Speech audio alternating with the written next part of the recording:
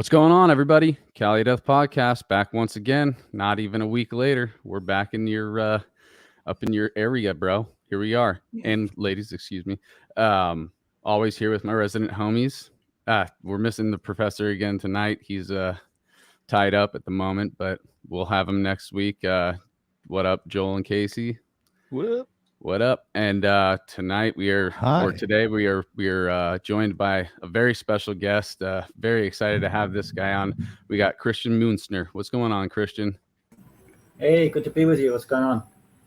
Thank you, dude. Thank you so much for giving your time. I know you're down in Mexico right now, so we'll have to hear about what area and all that stuff. And anything you want to plug before we move forward? No, actually, thanks for inviting me to this. Looking forward to this. Hope we'll cool. No merch stores or anything you want people to go to? I buy all my stuff, everything that you can.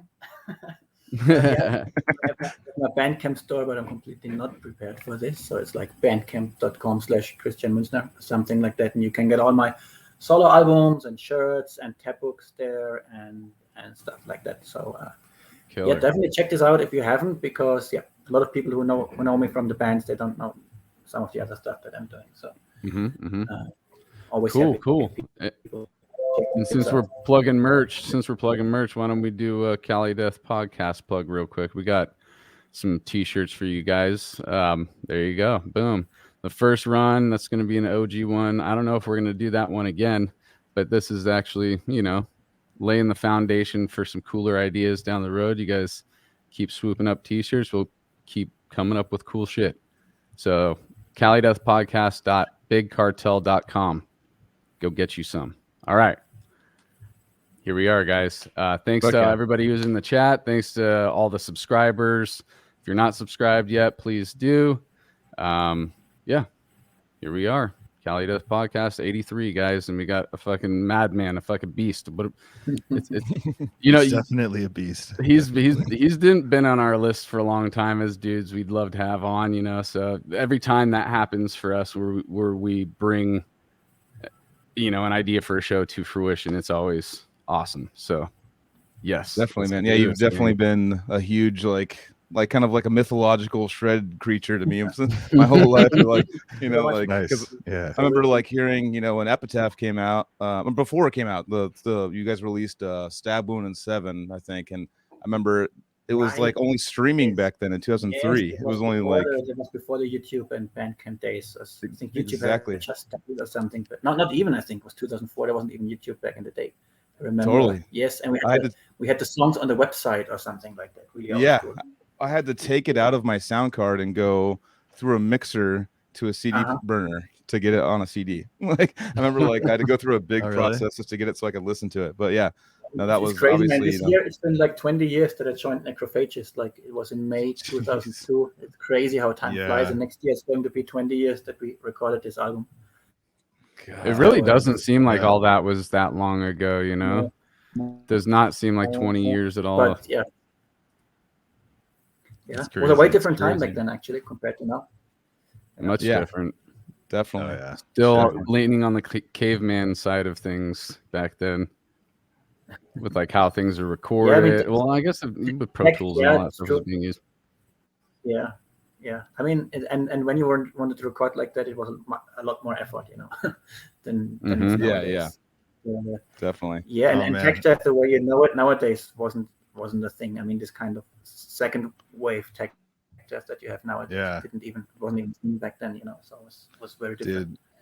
There's so much I want to talk about. I don't even know where to begin. I'm already so stoked about this episode. And I want to talk about the recording and all that stuff and how you guys revolutionized that back then. So Anthony, take us, where should we start, dude? Where we always start. Yeah, man. So dude. Christian, we, as far back as you could remember, dude, when music became just something, it leveled up for you somehow. It wasn't just something you would be hearing in the background. Something caught your attention at a young age that clicked something. I mean, I've always liked music with electric guitars in it. My father was listening to rock stuff, like CZR and stuff like that. And I always liked it when it was in movies and things like that. But the the first time it really caught me was when my neighbor had the tape, The Razor's Edge, the album by AC/DC had just come out. I think it was the summer of 1990. And this was when I really became aware of when music really started to mean something to me. And then I really got into metal, then people in my school, I talked to, like, when someone had an AC/DC shirt, and then they showed me Iron Maiden, then they showed me Metallica, then they showed me Slayer, and things progressed from there and got heavier. And then I saw Iron Maiden live in 1993 with my father. It was actually the tour when Bruce Dickinson left. That was the last tour that he did before he left. And he already announced that he was going to leave, and people had like these huge signs, "Bruce, please don't go," and stuff like that. And after this concert, I was like, "Hey, I want to start playing electric guitar." And then a month or two later, I got my first guitar, which was an Epiphone SG, which was like a copy of the Angus Young model. And started taking lessons a year later, and then my guitar teacher introduced me to Ingrid Malmsteen and Steve Vai and Paul Gilbert and Dream Theater and that stuff. And then things got more serious for me, and I started practicing heavier. And then I was mainly into guitar stuff and progressive stuff and hard rock stuff and hair metal and things like that and power metal, but I wasn't really into any heavier music. And it wasn't until I heard the first Children of Bodom album, when this came out in 98, that I was like, wow, this is virtuoso guitar playing, but with like kind of more extreme vocals and black metal elements. And then I was like, actually, extreme metal isn't all just noise. And then from there, then in the same year, The Sound of Perseverance by Death came out. I remember that. And I saw Arch Enemy live at Wacken with the Amott Brothers. And then I got really like into more, I mean, it wouldn't even, into like a metal with extreme vocals, like that opened this up for me. And then I wanted to play in a band, but I never could like find people in my area. And then there was one band who announced in a magazine, as a technical death metal from a city where I live. And I didn't know a lot of stuff. I knew Death and Children of Bodom and Arch Enemy and stuff like that, and I thought it sounded like Death or something. But that band was actually Defeated Sanity, and they obviously sound very different, right? But and I didn't know much about that style of music that they played, but they were super cool guys. I went to see them, and I played, and they were like, "Hey, we like how you play, but you don't really have a background in the type of music." And then but I can learn. And then Lilla, the drummer, he copied a lot of stuff for me. So then from there, I got into Suffocation and Monstrosity, and he copied me in this Disincarnate album and Nocturnal Threshold and stuff like that, Immolation, Deeds of Flesh, these kind of things. And Borgatz, I remember he copied me. So back then it was in 1999, and we still were doing like tape trading, so he copied this stuff. Do you have a classical background at all? Sorry to cut you off. Do you have a classical background in like a because I can hear that and you're playing a lot. Yeah, in my family, a lot of people are actually professional musicians. So if I look at my uncle has his own orchestra, and a lot of my cousins play in orchestras. So one of my cousins plays in the Nürnberg Philharmonic Orchestra, and some play in musicals, and many are like professional musicians. My parents played classical piano. My grandfather played, and I was always exposed to classical music. I think you can hear it in a lot of the things that I write, but also I was like, of course, I was the heavy metal kid. And then that's why for me, when I first heard Yngwie for the first time, this is when everything changed for me, because suddenly both of these two worlds were combined in one. And suddenly I was listening to something that my mother would say, wow, these guys, they can really play. And I remember when I first heard Tony McAlpine, and then I showed this to my mother, and my mother, she's not into heavy music, but then she was like, she because she loves classical music, and many in my family too, and then suddenly there was something that would connect those two worlds. So this is my classical background, definitely. Even though I never played formal classical guitar. I played piano a little bit as a kid, and I studied a lot of like classical pieces, because we had a lot of sheet music at home where my parents would play piano, and I would try to practice these things on guitar, or at least understand the chord progressions, analyze the compositions and things like that. And this is how I learned about like how many of the things I compose. You can still tell this. How did you learn those things? Did you like do it by ear? Did you have like tabs, or like, because there's everything? I tried by ear, but I could read music. I learned to read music, so I read the sheet music. You can read it, yeah. And then I tried to find ways to play it on the guitar. I mean, this was because this was so cool. Long time before there was any YouTube or anything. When you got instructional materials, you had to order them from some stores from the US, and it would take 6 weeks until they came. Sometimes the video format wouldn't work. You wouldn't know a lot of people. It wasn't as popular as nowadays. It was the grunge era, basically, right? And most people in high school who played guitar, they were into Nirvana and stuff like that, and you wouldn't find people who were into Ingwe or something. It was like one guy from my school who had the same guitar teacher. He then introduced me to Symphony X and stuff like that. But all that stuff was super underground in the 90s, right? It was, I think it was in 98 or 99 when it really changed and metal had this big second coming, and then all these virtuoso bands came. But wasn't the video the original? Wasn't that John Petrucci one with the colorful guitar? That was really popular, Rock Discipline. I had that one. My teacher had that for my 15th birthday. I remember that. Rock Discipline. Is that what it's called? Yeah, Rock Discipline by John Petrucci. Then Rock Chops by Richie Kotzen was the one that influenced me a lot. And then I got the Paul Gilbert ones, Intense Rock 1 and 2. And got the Ingwe one, obviously. So I learned a lot from these tapes. Yeah, because there wasn't any YouTube or anything like that back then. There weren't any friends that I had who could play that stuff. That's why in the 90s, because all the other guitar players in our school, they sucked. So I always thought, I'm really good. Nowadays you see on YouTube, you see these 14-year-old girls who play Impellitteri and Razor X songs, and you're like, man, I still suck on guitar. But back then you didn't know about that. So there was kind of a blessing, right? It was always better than those guys who only could play Nirvana and Ramones. So I was like, yeah. Nowadays things are being put into perspective a lot. It's like skateboarding. You're like, there's like some 7-year-old kid jumping over your head, like on a board, like dude. I wonder where those people are always there, and we just see them. Is it because YouTube and things like that people try harder because they get more exposure? I don't know. I think they're becoming child prodigy is always there. We see them. Dude, it's. I think it's just a progression, right? It's just like they see a video, like there's kids that start with like Necrophagist. I say that a bunch, but it's kids that start with their first band they get into. That like you got into Iron Maiden, they got into Necrophagist first, and then they start there, and then they move up from there, kind of. So you start seeing that. Yeah.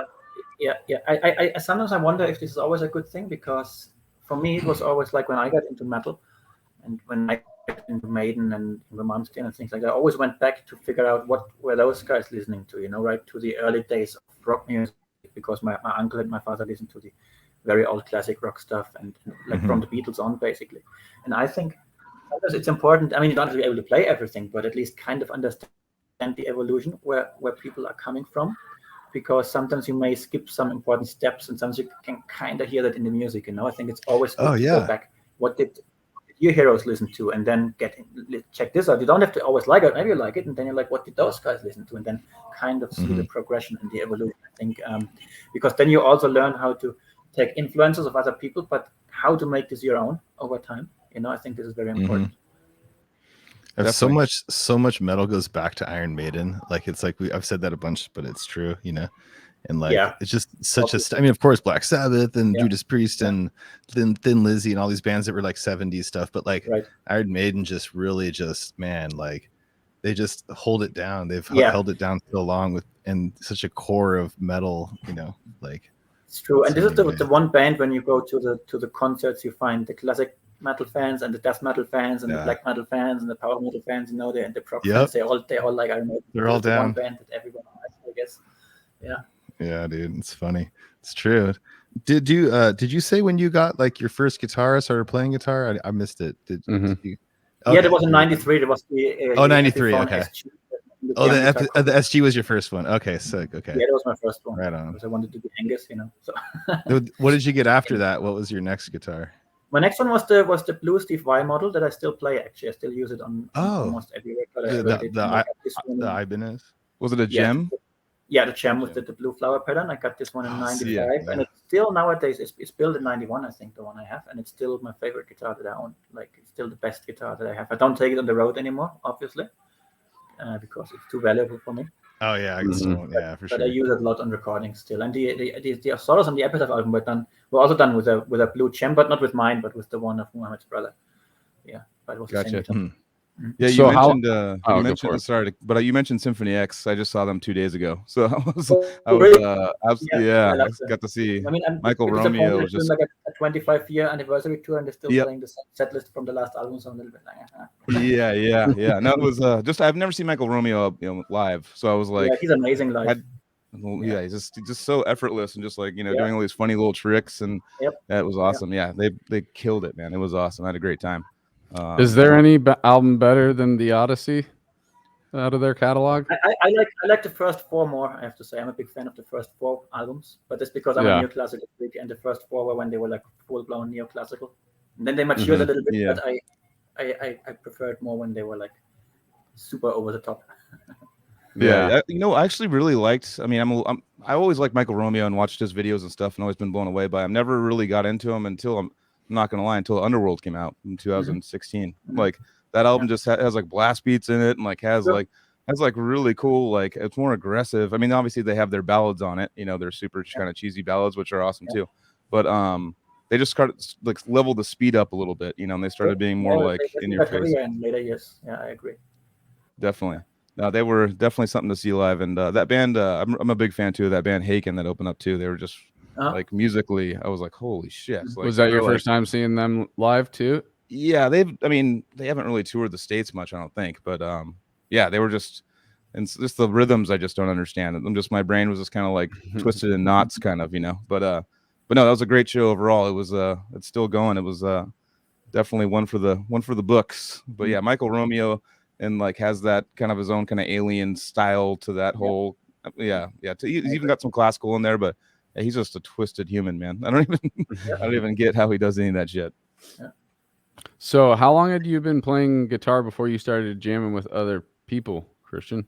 I jammed with people very early on, like probably been playing for a year or something. That's when I already started playing with other people. So I joined a school band. Nice. I was playing bass first, and then I switched to guitar. I was playing bass because they already had 2 guitar players. And I was one of them. So I played my first live shows from when I was 12 years old.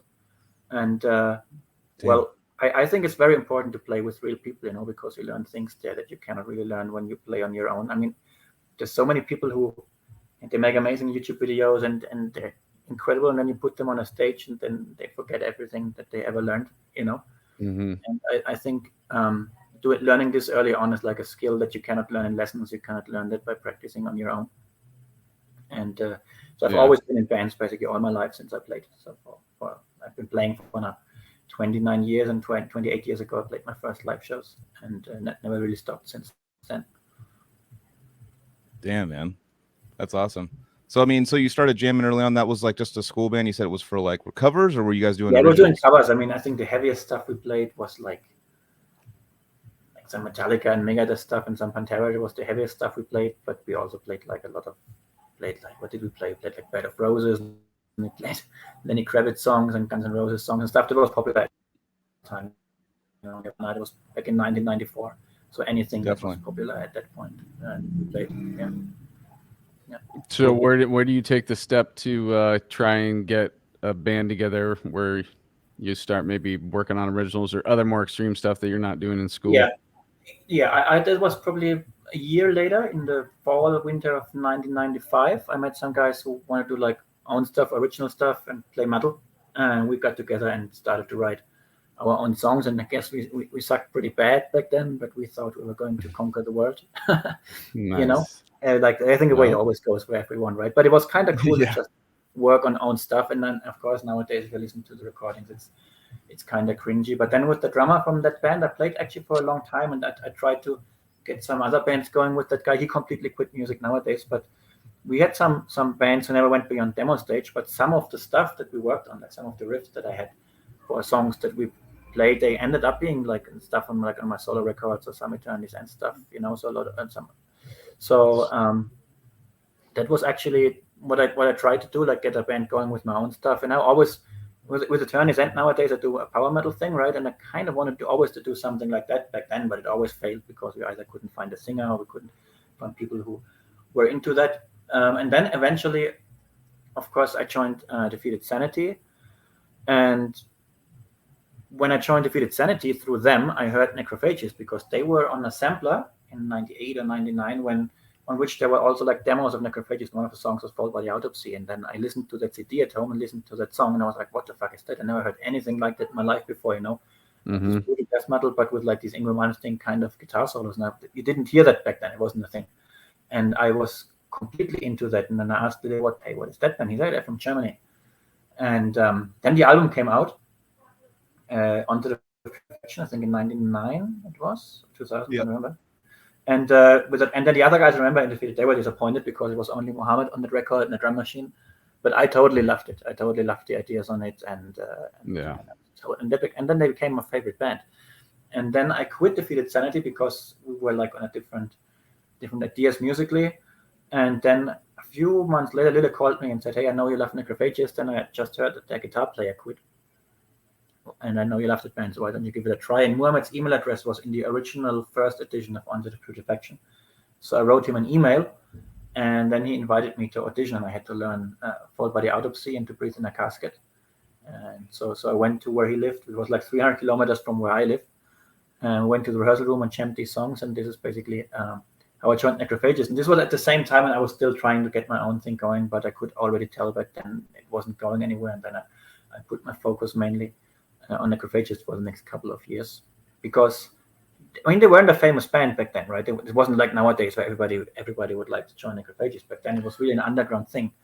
This underground band, and some musicians knew it was something cool. But I remember that people were laughing about me and they're saying, "You're never going to have a career if you don't change your attitude. You should now join a band where you make some money. You shouldn't do another underground thing like that." And I always had the feeling, because I could already tell back then that bands like Children of Bodom and Dragon Force were getting big, and they had this virtuoso guitar thing, and I could tell that Necrophagist kind of would appeal to a similar kind of audience, and which it actually did in the end. I think it was all the same time when this really big hype came with Dragon Force and the video games and all of that. This was the same time when Epitaph became big, and then suddenly on MySpace there were all these guitar players and all these shredders and everything. So this was right around the same time when all of that happened. And before that, a couple of years before that, I always thought that this band is very special and that they're not like other bands. And if people actually get to hear that, then it's going to have an impact, So I always had that kind of feeling with that band. Definitely. Yeah. Similar experience with all of us, dude. The first time we came across it, too. I remember the first time I met Matt Sotella from Decrepit Birth, and he recorded my band, with Joel and Anthony, Odious Mortem. But it was like way before, even before I met them, though. It was like our first album before Joel or Anthony were in the band. And I was 21, and it was my first day meeting Matt and everything. Anyways, so we recorded at his house, and we were hanging out and all this stuff. And but he was like, "Dude, there's this band," and he was like obsessed with showing us this band, and it was Necrophagist, and it was like it was the onset, like the original recording, and it was just like he just kept putting it on, and he's like, "This band is gonna be." They're going to be important, dude. They're insane. And he kept telling us about it, and like remembered that and stuff. And like, so it's funny. That's how I heard about it, Yeah, definitely. How about you guys? Yeah. Well, I heard the same. Well, actually, I heard it from a Cannibal Corpse forum, and I think it was year 2000, 2001. My friend Adam, he was like, finding all the people would post stuff, and he actually had. I think it was the demo that was posted, the 4-song demo, I think it was, and then Onset came out, and then we heard that. I was so like, at first I was like, I couldn't even wrap my brain around it. I was like, it sounded so kind of like bouncy and happy kind of, and I was like, it sounded like my brain was like completely not ready for it. And then I kept listening to it. I was like, there's something insane about this, it's like my brain, I'm trying to understand it. And then it first started off kind of like bouncy, like circusy, like I was like, but the solos were blowing my mind. I was like, what the fuck? And then finally I just kept listening to it, and I'm like, oh shit, both guitars are doing like completely different like counterpoint stuff to each other. And like, and once understanding like what you guys were both doing, or what the guitars were doing on both sides, I was like, oh my god, that's like mind blowing, with the stereo guitar stuff and the bass with the all that stuff was doing. And it just ended up becoming like it stuck in my CD player, I think, for 6 months straight in my car. And I know I could do lights for Necrophagist like right now. I could do like I could do like every change. I could do everything like perfect. It's like it's just a staple in what we got into, with the technical stuff. But yeah, man. 6 months. So that's like, for me, it was going to Amoeba, and we had a guy there. I forget his name.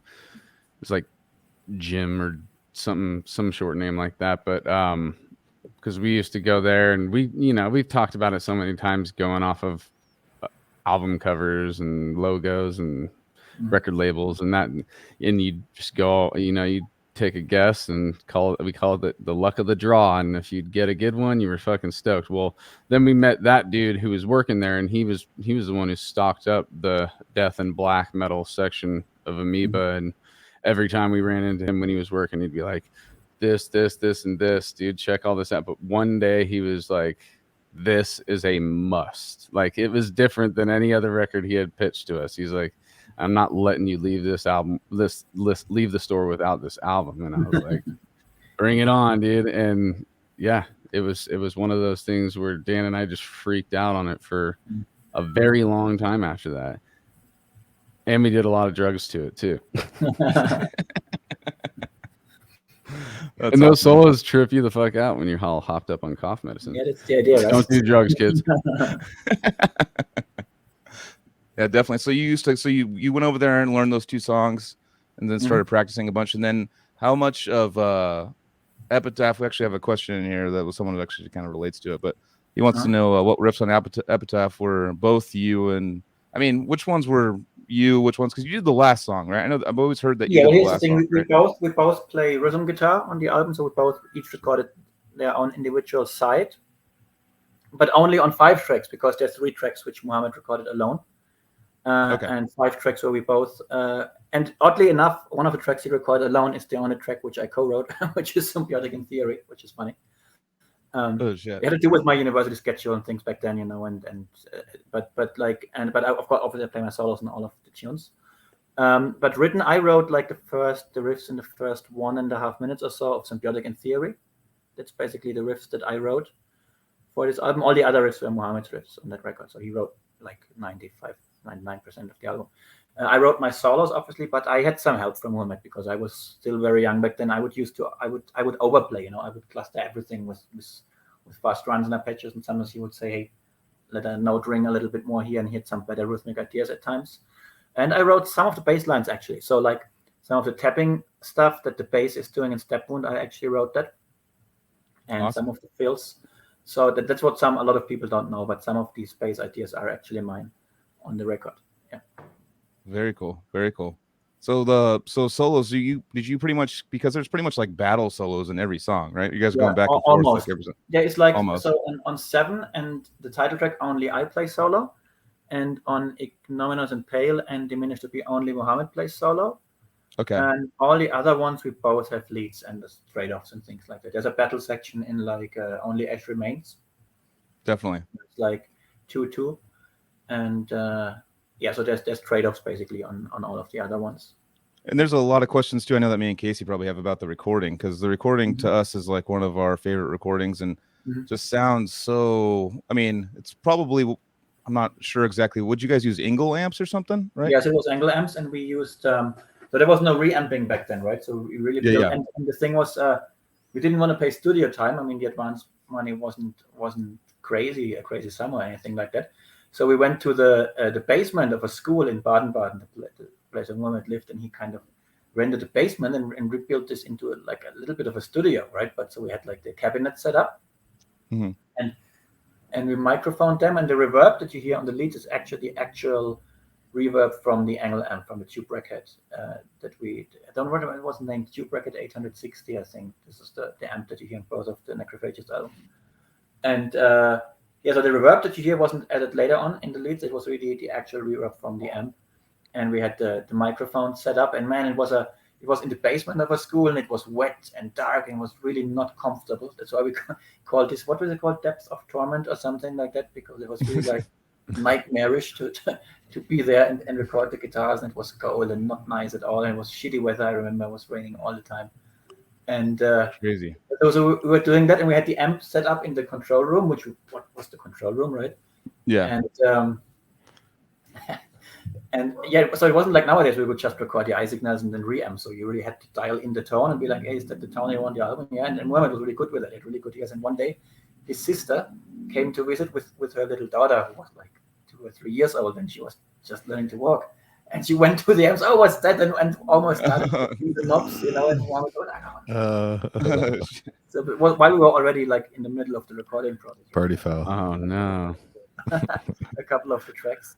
So this was the Engel Tube Bracket 860, and I think don't remember what cabinets those were, but I think it was an Engel cabinet as well. A microphone, like really the old school way. Do you guys take pictures of your settings in case some shit like that happens? No, but it would be a good idea, I think. Yeah.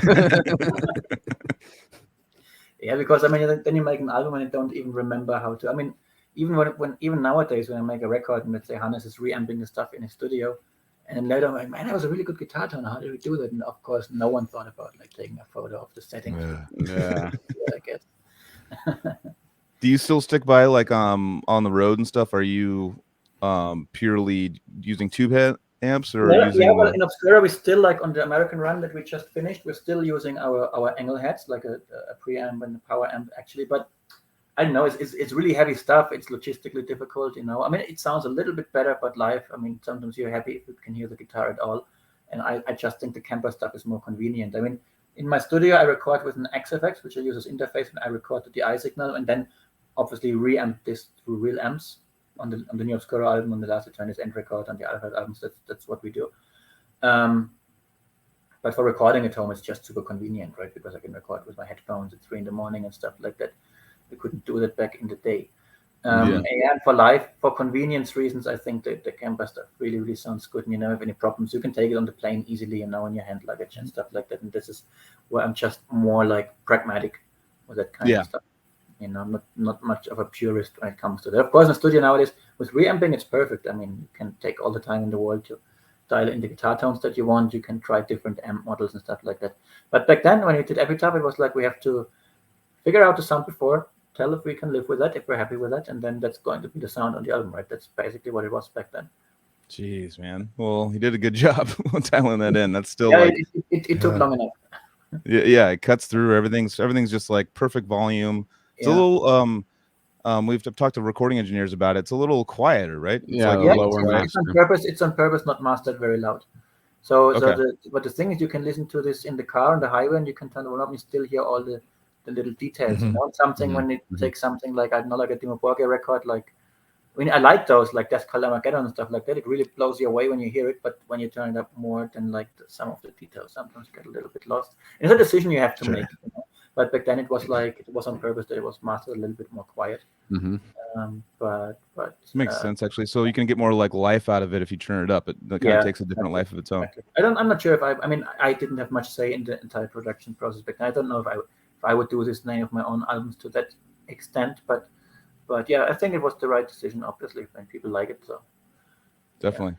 So you did Epitaph and stuff like that. So did you play shows after that with Necro, or what did you do? I mean, we did a couple of weekend shows first in 2005. We played lots of summer festivals, and then I did a European tour with them. The first one, it was in January 2006. It was a tour that Bolt Thrower were headlining. Then 11 Creation, Night Rage, and Necrophagist. And I also played in Night Rage on that tour for the last 2 weeks of the tour. Oh, Night Rage. Was that the singer of At the Gates? Yeah, but not on the tour. On the first 2 albums, it was a singer of At the Gates, but it was someone else. But the guitar player was actually Gus G, and he did the first 3 weeks of the tour. And then he left on the last 2 weeks because he was doing a new Firewind record, and I was filling in for him in Night Rage. But it was the only tour I've ever done with Necrophagist, and I left right after this tour. Okay, and then from there, what did you like? What was your next move after that musically? Well, first then I wanted to finish my university studies. You know, kind of wanted to get my degree done. What were you studying? I was studying facility management. Super boring, but that's what I did. I never really worked in that profession, but only for a year or so. But I was like, I want to finish this now, and I didn't really have a band. And for a while, I was only playing as a hobby, and then I joined this German band called Majesty, which is like they call it like a German Manowar. Like the complete opposite of Necrophagist, and it was a little bit when I did that, I think it was one of my friends said it was the kick in the nuts for the death metal underground. Because they were wearing leather clothes and stuff like that, and it was very cheesy. But I had a lot of fun when I played with those guys. I played some really big shows with them.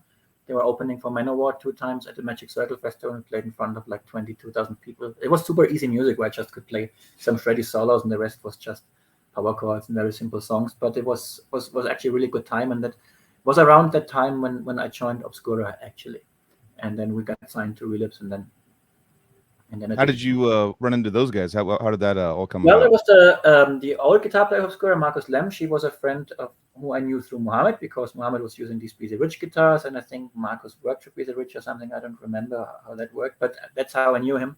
And he knew the Suffocation guys well. And then one day he called me. It was in the August of 2006 in Obscura when he was still in the band. They were touring with Suffocation, and Terence Hobbs couldn't come to Europe because something had happened to his passport, and they were going as a 4-piece. And then Marcus was like, "I need a guitar player to fill in for this tour." And I was like, "Man, going to play for Suffocation would be awesome, right?" But Suffocation songs are super difficult. And it was because, I mean, they've got 25 riffs per song. It's all chromatic, nothing ever repeats, and it's super hard to play. I was like, "How much time do I have?" And he's like, "Yeah, 2 days." And I said, "There's no way I'm going to do it in 2 days. Not that good." And he's like, "Yeah, give it a try." So I went there. I did not end up doing this because I was jamming with the other guitar player guy, and he was cool. But I said, "Man, if you play alone, it sounds better than if I come in after playing the stuff for 2 days and mess it up." It's like I was like, just realistic. But on that tour, I met Steffen, because that Obscura in the old lineup, they were opening for Suffocation. It was only like a 10-day tour in Europe with some summer festivals, and they were filling in the days in between. And that's how I met Steffen. And Steffen already asked me in early 2007 if I wanted to join Obscura, but I didn't want to back then.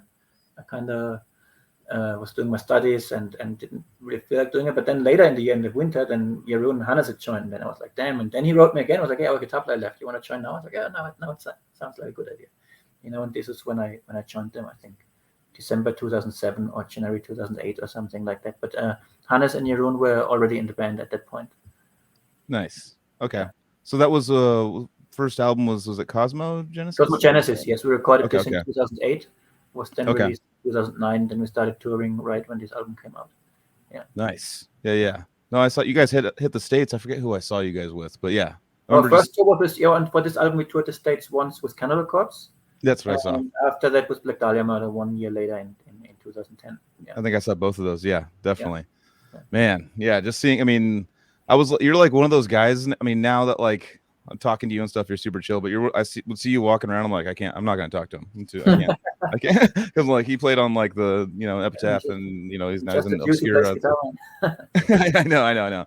Just back then I was like, it's like, first time when actually it might have been the same show. It might be an earlier Cannibal show, and I saw just Jack Owen from Cannibal just like like right in front of me, like almost wanting to talk to me, and I was like, I don't know what to say. I can't do this. You know what I mean? It's kind of holding. Yeah, I'm always worried that like a musician I like, and I talk to them and they turn out to be a dick or something, and then I'm worried definitely it will destroy everything for me. So I must prefer not to. But most of them are actually cool most of the time. So. I always joke around like, unless it's Yngwie Malmsteen, you kind of want Yngwie to be a dick, though. We're disappointed if he's too nice. And if he's all nice, you're like, what the hell? What happened to you? You're supposed to be an asshole. Yeah. So it's awesome. So you did that for a while. So you did did you take off from Obscura ever, or did you come back, or what was I was with the band for 6 years. I left in 2014 and rejoined in 2020. Yeah. What did you do in that time? Well, I have my own band, Eternity's End, which I started. We just released our third album. This band is also still going. So I was really wanted to focus on my own stuff for a while, get it started. And I did Alkaloid with my friend Hannem. Alkaloid, Eternity's End is almost the same band with a different singer almost. But like, so I did those things. I did, no, I didn't do a solo record. Yeah, I did a third solo record short before I rejoined Obscura, actually. So I did like, in the time when I was not in Obscura, I did 2 Eternity's End records, 2 Alkaloid records, and 1 solo record. And I rejoined Paradox the same time when I rejoined Obscura, almost at the same time, a little bit earlier, actually. So I did those things, and I did a couple of session tours with like some power metal bands in Europe, but not so difficult to play stuff, a little bit more chill stuff, because I have this hand condition. So I wanted to take the time to learn how to deal with that instead of doing 200 shows a year, which Obscura were doing at that point, 150 shows a year. What's wrong with your hand? I have a condition called focal dystonia. It's a neurologic condition where when my index finger puts pressure on the string, then the brain misfires and the middle finger curls back into the hand. And this started in around 2009. I got diagnosed in 2011, and I had to learn how to relearn my technique and compensate. Wow. And do some therapy classes on how to in the glove, with right? kind of conditions, stressful situations, and what you can do to improve it and all of that, And I tried all kinds of therapies with Botox injections and all of that, which actually works. But so that took me a couple of years, where I was like I just have to take some time off of the busy touring schedule right now because otherwise. Did you develop that from your guitar playing? Yeah, I developed that from over practicing. I mean, they don't really know yet why some people get that. They say like 1% of professional musicians get that, and especially in tech death, I meet a lot of people who have it. And it has to do with like intense practicing. You don't really get that when you play only power chords and stuff. When you do like intense practicing, maybe you have some wrong practice habits. Maybe you have a genetic predisposition. They really don't know much about it yet. They're still like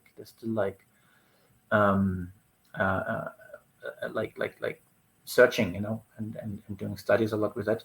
Like the first person to know, but the person back then didn't know that he had it, was Schumann, the composer, because like the doctor I go to, he diagnosed him post-mortem, like from the letter exchange that this guy had with his mother, and he said this is all the symptoms that someone with vocal dystonia had, and some famous musicians, Keith Emerson had it, and there's a couple of people who have it. In the tech scene, there's actually a couple, because it's like you set a very high standard, and then people over practice in a very short time, and then your brain just goes into defense mode and says, no, I actually don't want to do that. So how does the glove that you wear stop it? Like how does it doesn't stop it, but it helps to reduce the symptoms a lot, because the perception, the sensory perception from the finger gives to the brain is changed, because the texture is different. So when I have this on my hand, then my finger still curls, but not as much as it would without the glove. And so I can play a lot better when I'm wearing the glove, because it tricks the brain, because it gives a different sensory feedback from the point where you touch the string, basically. Interesting. Okay. And is it mainly in musicians? Like, does that really? Yeah, mainly. But there's also like people in sports of it. There was like a world champion from China in table tennis. He had like ping pong, I think, what to call it. And he had like perfect technique with the handle. But as soon as he saw the ball, it triggered something in his brain, and his hand would do this, and he couldn't hold the handle anymore, and then he had to stop doing this. And some baseball professionals have that. So you can have this outside of music too, wherever you do like repetitive movements all of the time, and like wrong practice or training techniques. So there's definitely a danger of that happening. Drummers get it a lot in their feet when they practice like these insane double bass beats. When they practice. I'm seeing in the chat. This actually is a good question right now. Boom. What do you mean by wrong practice habits? Wrong practice habits. Let's say, I would do things like I would practice legato passages from a Richie Kotzen video or a Derek Taylor DVD or something like that. But I wouldn't do this in a relaxed way. I would force myself and practice the same lick for 2 hours nonstop. Sometimes I would feel pain. My body would give me a feedback, like, stop this. And I was like, no, because I played this faster and cleaner yesterday. Now it doesn't work anymore. It has to work again, because otherwise. So this kind of very anxious approach to the law of diminishing returns. Yes, and it's much healthier to say, well, okay, it doesn't work so well today, tomorrow is another day, and do this thing for 15 minutes, put the guitar down for 5 minutes, then practice something else, maybe get back to it later, but don't do the same repetitive movement for 2 hours nonstop, and then do this every day and over and over again. And this is actually very, very dangerous. It's better to give the brain different impulses and practice different things, and not do the same thing for too long. It is, it is interesting how the brain will start if you work on something over and over again, it starts all of a sudden like diminishing returns. You start doing good, then it starts going down. I actually met on this tour when we played in Detroit. I met the old drummer of Black Dahlia Murder. I forgot his name, Zach or something like that. Oh, Zach, yeah. And he has vocal dystonia, right? I think he has it in his legs. Wow. And he said the same thing. So it's the same kind of experience, basically. So everybody who has it went through the same kind of wrong kind of habits, I think, for a while. And if you overdo that, this can definitely happen. A lighter version of that is like being an engineer when you're mixing. If you're sitting in the studio for way too long, you might end up not even realizing that you're blowing it on your mix, because your ears are all twisted from being in there for so long. And you can't tell it's the exact same thing. So this is really important, to listen to your body and listen to your mind in that kind of these kind of situations. What's the glove made out of? What's the material of the glove? Because that's one thing I've always noticed. To like play with that, it's like it's not plastic. It's like I don't know how you say this in English. It's not nylon. No. It's okay. I would have to look this up, but the texture feels like a regular glove. It's just thinner. Okay. Yeah. I have to look it up. It's called Musician's Practice Glove, and there you can actually look what the texture actually is of that thing. So it helps with other injuries too. I was gonna say it must be super tight on your hand though, right? If you to be able to not have it caught in the strings. That's what I thought, but honestly I don't even feel it. And I recorded the last 3 or 4 albums I did. I recorded completely with the glove. Wow. So all the guitars on the new Obscura and Turn End records and on my last solo record, and all the solos in the Paradox and the new Alkaloid, everything is completely done with the glove. Wow. And it's actually what cool about live performance? I use it live. I use it for every show live on the tour, and it's even now you have to. Yeah, and if I don't, my hand feels really weird. I remember when this tour played in Chicago, and something was what happened to our bus, and the bus had to go to the service. And I thought before the show that I had forgotten my glove on the bus, and the bus was like 14 miles away.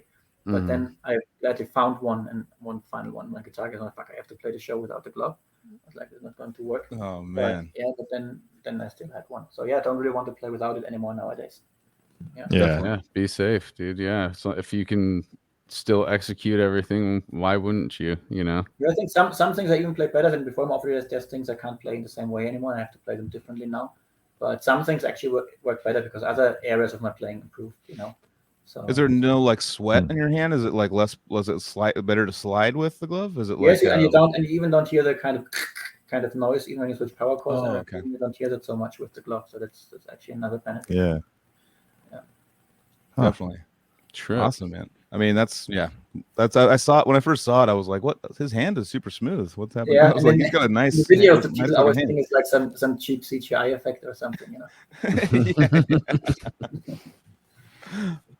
That's awesome. Yeah. So in the timeline, so you were pretty much Alkaloid. So you said that's pretty much the same people as Eternity's End. So Eternity's End just dropped an album. You just said so. We just dropped a new one in like 1 week after the Obscura one. So on the 26th of November, released a new record. Yes. Nice, man. So people just order it online. We are all in Eternity's End and in Alkaloid. Yeah. So explain. So it's kind of like you said, more of a power metal kind of like. It's a power metal thing. It's kind of a power speed metal neoclassical thing. I mean, on the second album we had Phil Tugast from First Fragment on second guitars. I was even more tech. There's a Mike Lapone from Symphony X was on bass on the second record. But it's power metal, but it's like over the top. Like the new record, people say the new record Embers of War. I read in some reviews, it sounds like what Necrophagist would sound like if we had decided to play power or prog metal instead of death metal back in the day. It's like that's awesome. It has that European thing going on with the Blind Guardian type choirs and stuff, but then it's like really techy guitar riffing, and very technical solos. Lots of twin guitar leads, like in the Razor X and Cacophony tradition. A little bit of neoclassical elements in there. The first two albums are a little bit more symphonic, and on the new record we kind of stripped it down to being mainly a guitar-driven band with only very minimal keyboards here and there. But we still have the choirs, obviously, and stuff like that. I always wanted to do something with clean vocals. We have the singer of Hebrea as a Brazilian band, and I was really into their first album, Defying the Rules, which came out in the same year as Epitaph came out, and it was also like a very techy power metal thing, which had like crazy bass solos and tapping stuff and harmonized twin leads going on and very intense drumming, super high-pitched vocals, but then all with like a power metal version of what Necrophagists were doing, basically, right? Definitely. And I'm a classic metal fan, power metal fan, always have been, and so I was really into that. So this is what we're doing with Eternity's End, but I think you can hear, even though we don't on purpose put any tech death elements in there, you can, especially on the new record, basically on all 3 records, you can hear that we have this background because the riffing is more technical and it's faster and it's more busy than what an average power metal band would do. I mean, nowadays you have a lot more technical power metal bands. I kind of call ourselves tech power metal, kind of. Yeah.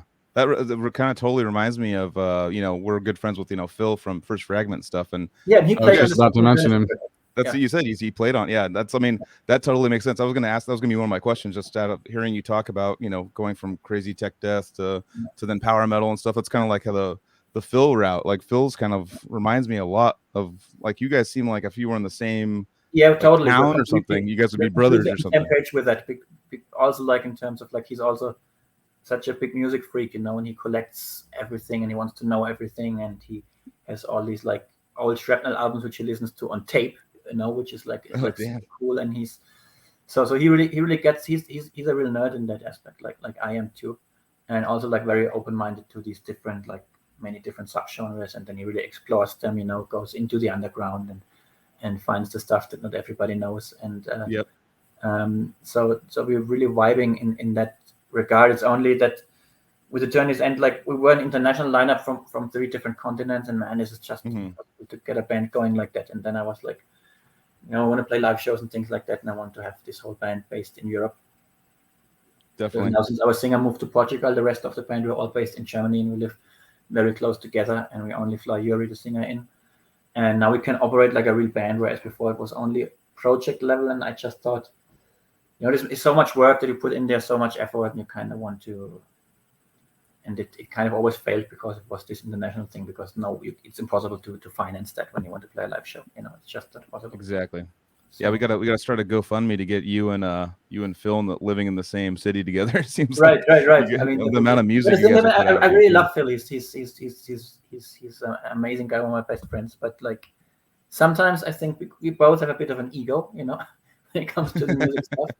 So I think sometimes it's better to just be friends and not make music together and more appreciate what the other person is doing. Yeah, okay, that makes sense. What's up. That makes sense. Yeah, that's a very mature way of looking at it. Like respectful thing, because I mean, everybody has some level of ego, and every now and then the ego can't be controlled in certain situations. So to keep it. I don't know. What am I? Well, the amount of ideas that are coming out of your brains, like both of your brains together. When we were writing the third Eternity's End record, it was like, okay, it's better if you do your thing and I appreciate it and I do my thing and you appreciate it. And, otherwise, sometimes a compromise is not always the best thing to do, Sometimes. Yeah. Well, it's 2 strong musical visions, Yeah, exactly. And sometimes, you can't always like just perfectly mesh together. Like, it's like, Totally. I mean, talk about it's such a sensitive issue, in music. On the music, but of course, when you're a musician and you dedicate your life to that, and then you attach a lot of your personality into that, so it becomes a very sensitive thing. And then we sometimes react like when someone says, "I wouldn't do it like that," but I want to do it like that, and then I will do it. Exactly. And it's one of those things too. It's like people, we've talked about it or asked people about it before, like what's your dream lineup of what like what would you want like for guitars and bass, like, but in reality if they all got together it probably wouldn't work out. It's like that's the thing, right? That's exactly the thing. So sometimes it's better to remain a fan of something that someone is doing. I mean, I love the new first Fragment record. I absolutely love it, and I'm like, man, this is really exactly what I want to hear. So I'm really, really, really into that. But it's just like, I better remain friends, and we listen to each other's music. Yeah. Have you heard of Ophidian Eye from Iceland? Have you heard that record? You should check that out, dude. Yeah. Desolate by Ophidian Eye, dude. Maybe I've heard the name, but I've never heard the music. Yeah, they paste a little of that, not paste, but they mix that neoclassical vibe with brutal death metal. Nice. It it's not. like that I mean, it's tech too, but it's tech as shit. But I'm saying they got like. They can get brutal as shit on that album, dude. I think you'd like it a lot. Like Daniel has been on the podcast a couple of times. He's the main lead guitarist, and also Simon's the other lead. And they put a lot of like melody into the solos, and it's nice. Like sounds like power metal to us, but it's like no, like to us, it's actually kind of has like Eurovision influence and all this like different melodies, and it sounds. I mean, to me, like I've really quite heard that before. Like it sounds like almost like their style, like Icelandic. Like, anyways, but. You would like it. It's super fast and super shredding, and I probably like it. They love you and your shit, and they love Necrophagist and all that stuff. So you could tell when you hear it, But I'll send you a link to that. Definitely. I'll definitely check it out. I'll go through some questions right now because we're on the stopping point. So, did you ever, and Marco Miniman ever play? Because you guys are both German, right? Yes, but we never played together now because he played. He played Necrophagist too. I left first. Yeah, he played Necrophagist, but he played live with them after Hannes had left, so he played a couple of tours with them. I think he did Summer. It just seems like you being that stellar musician in Germany that you would run into him. I don't know. It seems like I mean that's one reason why I thought I know you guys didn't play live together, but in Necrophagist, but I was like, would make sense for you guys to meet. I probably would have if I wouldn't know Hannes, but like almost every band I play or every album I make, I always work with Hannes because he knows my vision and we've been playing music together for over 20 years now and just works so well. Oh yeah. I'm in a different band situation, like now with Obscura, or I was in Spawn of Possession. I obviously play with other drummers, but like everything else that I do, I always work with Hannes. And probably if I didn't know a drummer like that who's like lives very close and has his own studio and plays exactly how I want him to play, then probably exactly. would have run into. But yeah, I've not really been part of a lot of these kind of like projects, with like these like world-class musicians. And I don't think I'm in the same league like someone like that. Like I mean, you are, but whatever. But so it's like I'd be a little bit intimidated also. But I mean, obviously I like challenges and things like that. But I've never been in a situation where I played with that guy. Yeah, challenges are fun, but sometimes it seems like it could take a little bit of the fun out if it's like if they're too overly like, oh my god, that like I don't want to play with these people. But that sometimes can take the wind out of the sail. But here's another one for you: is what solo are you most proud of or favorite to play live? Oh.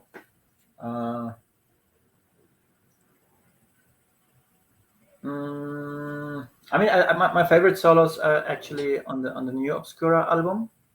Mm-hmm. But I mean, I like the one in When Stars Collide a lot, the ending solo, because it's kind of like made for live, in the way it's built up, and this is always fun to do live. And I like some of the but I think my favorite solo to play live is the one in Septuagint from the Omnium record, from the first song, because it kind of combines this neoclassical thing, and there's a couple of Ingwe licks there and some like Iris's like tapping licks, but then also like some Angus Young type of like rock soloing and some painkillerish dive bombs. And this one is always super fun live because it's not super difficult and it works almost every time. And this has a lot of like, I like the vibe of that one, even though it's not so super special. It's not that I've done more virtuoso things than that one, but that's Definitely. One that's live, always a lot of fun when it comes. I'm always looking forward to that one. Kind of piggybacking off the last one too, like which one of the new, I mean, obviously not new, but just Eternity's End to play live are you excited about? We just talked about live, but mostly the songs from the new record. I mean, I think they have the strongest choruses. Like I think the song I'm looking forward to play the most is Call of the Valkyries. Okay. It's very technical, but it's kind of like in one review there's like it's like if Necrophagist recorded a Manowar song or something like that. It's really made for live, but it has like super techy riffing and some really cool changes and stuff like that. It's super hard to play, but if we play live, I'm looking forward to playing that one the most, I guess. Or Dreadnought, the opening track, because it has a lot of drive and power. Yeah. I really like stuff like that. Does that mean, are you guys going to hit the road, or what's up with the Eternity's End? We were supposed to do a tour in Mexico, but we don't. It was supposed to happen in April. We would have opened for Rata Blanca, which is a big band, but then the promoter decided that he's not going to bring any European bands because of the flight tickets, even though we already had a contract and everything, and so it didn't work out, and it was very disappointing. Mm-hmm. But yeah, we're still trying to get something going. If it's not working for this record, then maybe for the next one. But we're not forcing it. I want to, but it's not like the end of the world. It doesn't happen right now. But I definitely want to play live at one point. Also, COVID kind of made a bit of because we're doing very well in Japan, and I'm pretty sure we would have played Japan by now if there wasn't COVID. Yeah. So I hope that with the next album cycle, at least something like that. I'm sure Japan would love that style too. That's like the Japanese people really like that stuff. This is the country we're doing really the best, I think. Yeah, definitely.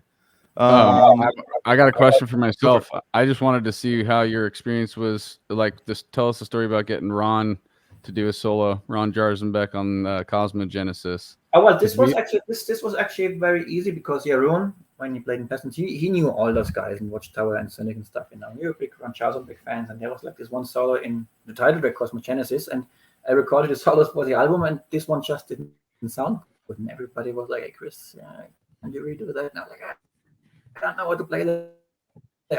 Yeah. And I did a couple of versions, and everybody was like, I think nowadays I could do better, but back then I failed with this one.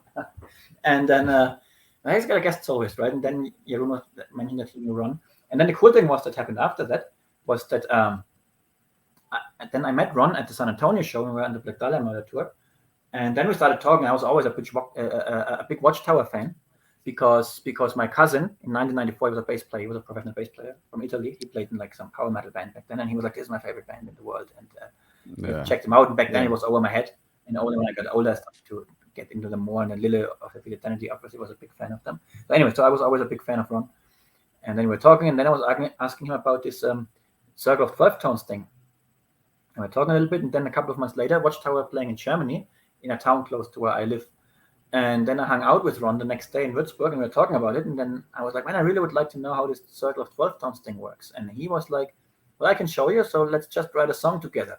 So we went to an Italian restaurant, and I remember on the napkins we wrote the tonal systems that we were thinking of. And then this is how this Terrestrial Exile project, which is like a band that has only one song, but this is how that thing was born, out of that. It was basically Ron teaching me how to write in circle of birth tone content. Over pasta. That's what we got. That's what one of the questions was for us. Tell us about writing that. Terrestrial Exile. I remember that. How that happened. Yeah, this is basically Terrestrial Exile. That was sick when that came out. I remember that was really good. Yeah. I mean, I kind of wish I could redo my guitar part. I don't like my guitar tone on that much and how I played, but I like the riffs and the way the thing came together. So it's a shame it didn't turn out being more, but yeah, it's so much work and there's so little coming back and everybody was so busy we didn't continue this. Definitely. So I have one more question we'll throw in there. So will Obscura ever play? I don't want to say it because we did a couple of times. And it never worked so well, so probably not. The song was completely written by Hannes, and Hannes is not in the band at this point, so I don't think he's going to play it. But I like the song. It's a really cool song, but it's super hard to play live. Yeah. Definitely. So as of right now, it's pretty much just Eternity's End and Obscura for you, right? No, still doing Alkaloid, so we're doing a new Alkaloid record right now. Basically, nice. The only thing is missing is a couple of vocals, and I have to finish my solos, which I'm doing right now. So this will be finished in the summer. I don't know if it comes out in the fall or next year because the labels, they always take a long time. And I also play in Paradox, a thrash band from Germany. And that has been one of my favorite bands, an old thrash metal band. The first two albums were in the 80s. I played with them on the album Tales of the Weird in 2012, and I play on the new one, Heresy 2. And I only write solos in that band, and Charlie writes all the songs, but he writes really, really cool progressions for me to play over in really long solo sections. And I think on the new Paradox album, that one has some of the best solos that I ever recorded. But there's a band where I can be more like, okay, just focus on my lead guitar. It's not like in Obscura or Eternity where I'm really involved in the songwriting. This is more something where I can just really be the guitar player, which is a really cool thing too. And it's a cool thing for me because I've always been a fan of that band. And so I play with them too. Now, obviously, I do my solo project, but I don't really play live with that much. So I don't know if maybe I'll do a new solo EP at one point, but right now I have too many other things to focus on. So this is not something that's going to happen. So you have played live with your solo project, though? I have. I did one live show with Hannes on drums and Linus on bass, and Tom, who played on the Acrasis album of Obscura, he played the second guitar on that live show. And I did a couple of clinics where I played alone with backing tracks, but I haven't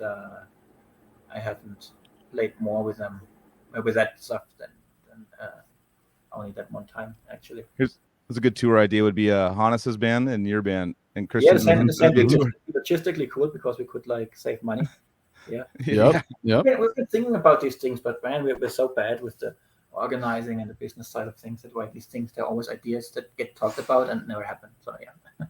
Then we always just make a new record or something like that. Have you ever explored any kind of styles of music completely outside of metal or Yeah, I mean, I like it. I do some fusion tunes here and there on my solo records. Okay. They're still kind of in the hard rock realm, but I did this song Rubber Duck with my friend Danny, which is more like a Richie Kotzen, Greg Howe kind of rock fusion thing. And I have a couple of tunes in that style on my solo records. Obviously, I studied classical music on my own. I had to play jazz standards when I was I did the Munich Guitar Institute, but I'm not really good in any of those styles. I just take this influence and put it to my metal stuff. So I'm mainly a metal guy for the majority of the time. But yeah, I do fusion things here and there from time to time. Maybe I would like to do a complete EP or album in that style at one point. Mm-hmm. But not sure if this is going to happen anytime soon because it's just a time question. But I kind of like playing with different kind of grooves that are not just blast beats and double bass and skank beats the entire time, and more a little bit laid back, and a little bit like different chord progressions. Because there's only so many kind of progressions that you can do in the tech desert power metal world, and this allows me to play different things. So that's why I really want to write more in that style if I get the time. Yeah, definitely. I mean. Go for sorry, dude. I was just gonna say, talk about your writing techniques. Talk about what your writing process is like. Yeah, during the week. I don't have a complete formula or blueprint where I would say this works all the time and every time. But obviously, there's a couple of techniques and approaches that I do that can help me. And obviously, I know a lot of theory, and sometimes things are based on that. So usually, a song starts with one initial idea that could be just a cool riff that I come up with by jamming with the guitar just while watching TV or something. Sometimes an idea for a song, like the song All the Magnitudes happened like that I was giving a guitar lesson at a music school, and I was teaching about like secondary dominance and how to write riffs based on chord progressions. And then the student was like, can you give me a real-time example? So I came up with like these 2 chords which are connected, and became 4 chords. And I was like, let's take these 4 chords and make a riff. And then I was like, man, this riff sounds really cool. This has potential. So then I went home, and in the next 2 days just finished writing a song. But there's always like one initial spark that can happen from whatever. But then usually what happens is, what I do is I'm brainstorming. So I usually have in my mind a certain pacing that I want to have for a song, and then I brainstorm limited to that kind of pacing. And then if I find something that I like, then I limit it to maybe to the key. But then I know different techniques to expand on that. But then I'm really brainstorming. I have like files where I just record the ideas or write them down. And then I sort out all the bad ones, which is usually 90%, but the 10% that remain, they're usually worth something. And this is where I then build on, and then of course I know how chord progressions work, how modulations work and things like that. I know rhythm techniques based on writing, writing techniques based on rhythm, So I use many of these techniques to find new ideas then. But basically it's still brainstorming using my theory knowledge, and then in the end recycling all the bad ideas and then keeping the ones that are good. But not, you always have to set one limiting factor, right? Which could be the BPM, which could be the key. And then obviously I would do key changes in solo sections, or sometimes songs are also based on key changes. But like most of the time you kind of have to, sometimes I would think, for example, when I did Bane of the Black Sword, the New Eternis end record, I was like, I kind of want to do something that has a Children of Bodomish, like fast 16th-note triplet bass drum thing going on. And then I think, okay, this is the tempo where I can do that. What are the other beats I can do in that kind of pacing, in that kind of BPM? How could those changes work nicely? And then I brainstorm riffs, and then I know key modulation techniques, and then I experiment. And then there's a lot of trial and error, and it's a very painful process usually, right? Because it's not fun to work on something when you still think like 90% of it still sucks, and you don't know if it's ever going to get any better. But this is just a thing you just have to do it. And I always tell my students, when you want to become a good songwriter, you have to get the practice hours on the clock just as well as you have with your technique. You just have to write, you just have to practice writing. And you also have to write the bad stuff, hopefully not release it, but get it out of your system, get it out of the way in order to get good stuff, and you need the same amount of time on the clock. It's not like people think they practice scales and arpeggios all day and that's all they do, and then suddenly they write a killer record. That's not how it works. You really have to practice that. You really have to do it. You have to get through the pain of like not being able to come up with something cool and failing at that, and you have to go through all of that frustration to get better with it. But yeah, usually I'm brainstorming on a certain BPM or pacing that I want for a certain song, and usually the initial idea can come from anything. So like I said, with All the Magnitudes, it happened while I was giving a guitar lesson. Sometimes it could happen that I watch a movie and I hear a chord progression that I really like. I'm like, this is actually cool. Or I listen to a song by some other band, like something in that kind of pace would be cool, but not exactly like they did it, but something different. Then I add my outside influences to that.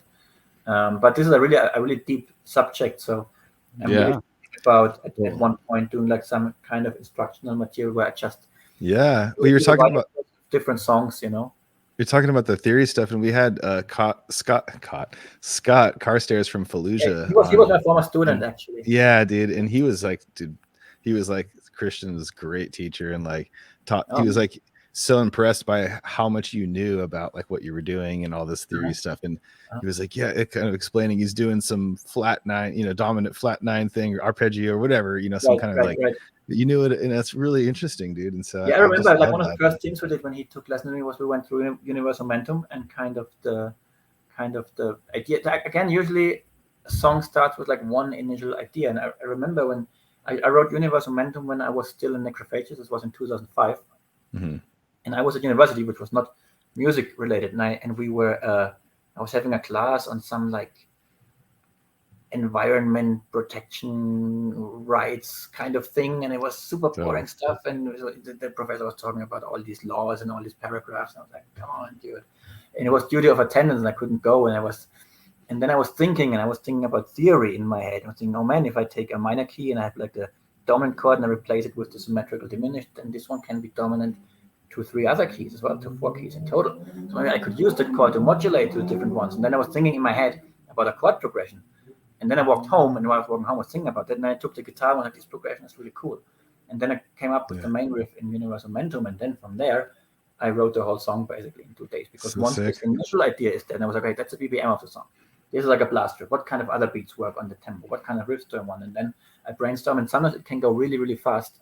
And sometimes it's like, sometimes it takes me a very long time to finish a song. Sometimes, I just can't find the connecting pieces.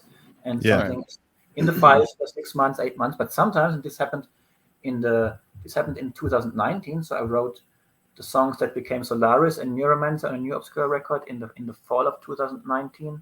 And then there was like it was around between Christmas and New Year. I remember that I just couldn't stop. Like, it was really like the ideas, they were just coming. Mm-hmm. And it was like, I have to finish these ideas. And then I stopped eating, and I stopped sleeping, and I looked like a zombie, right? And I just put Godzilla movies, and I sit with my laptop and my guitar pro. And then I wrote like 4 or 5 songs, 3 of which ended up on the New Eternity's End record, 1 of which became the bonus track, and 1 which we didn't use but probably use on next record. And I just couldn't stop, and the ideas were just coming. And sometimes nothing happens for many, many months. So it's really weird sometimes where this comes from.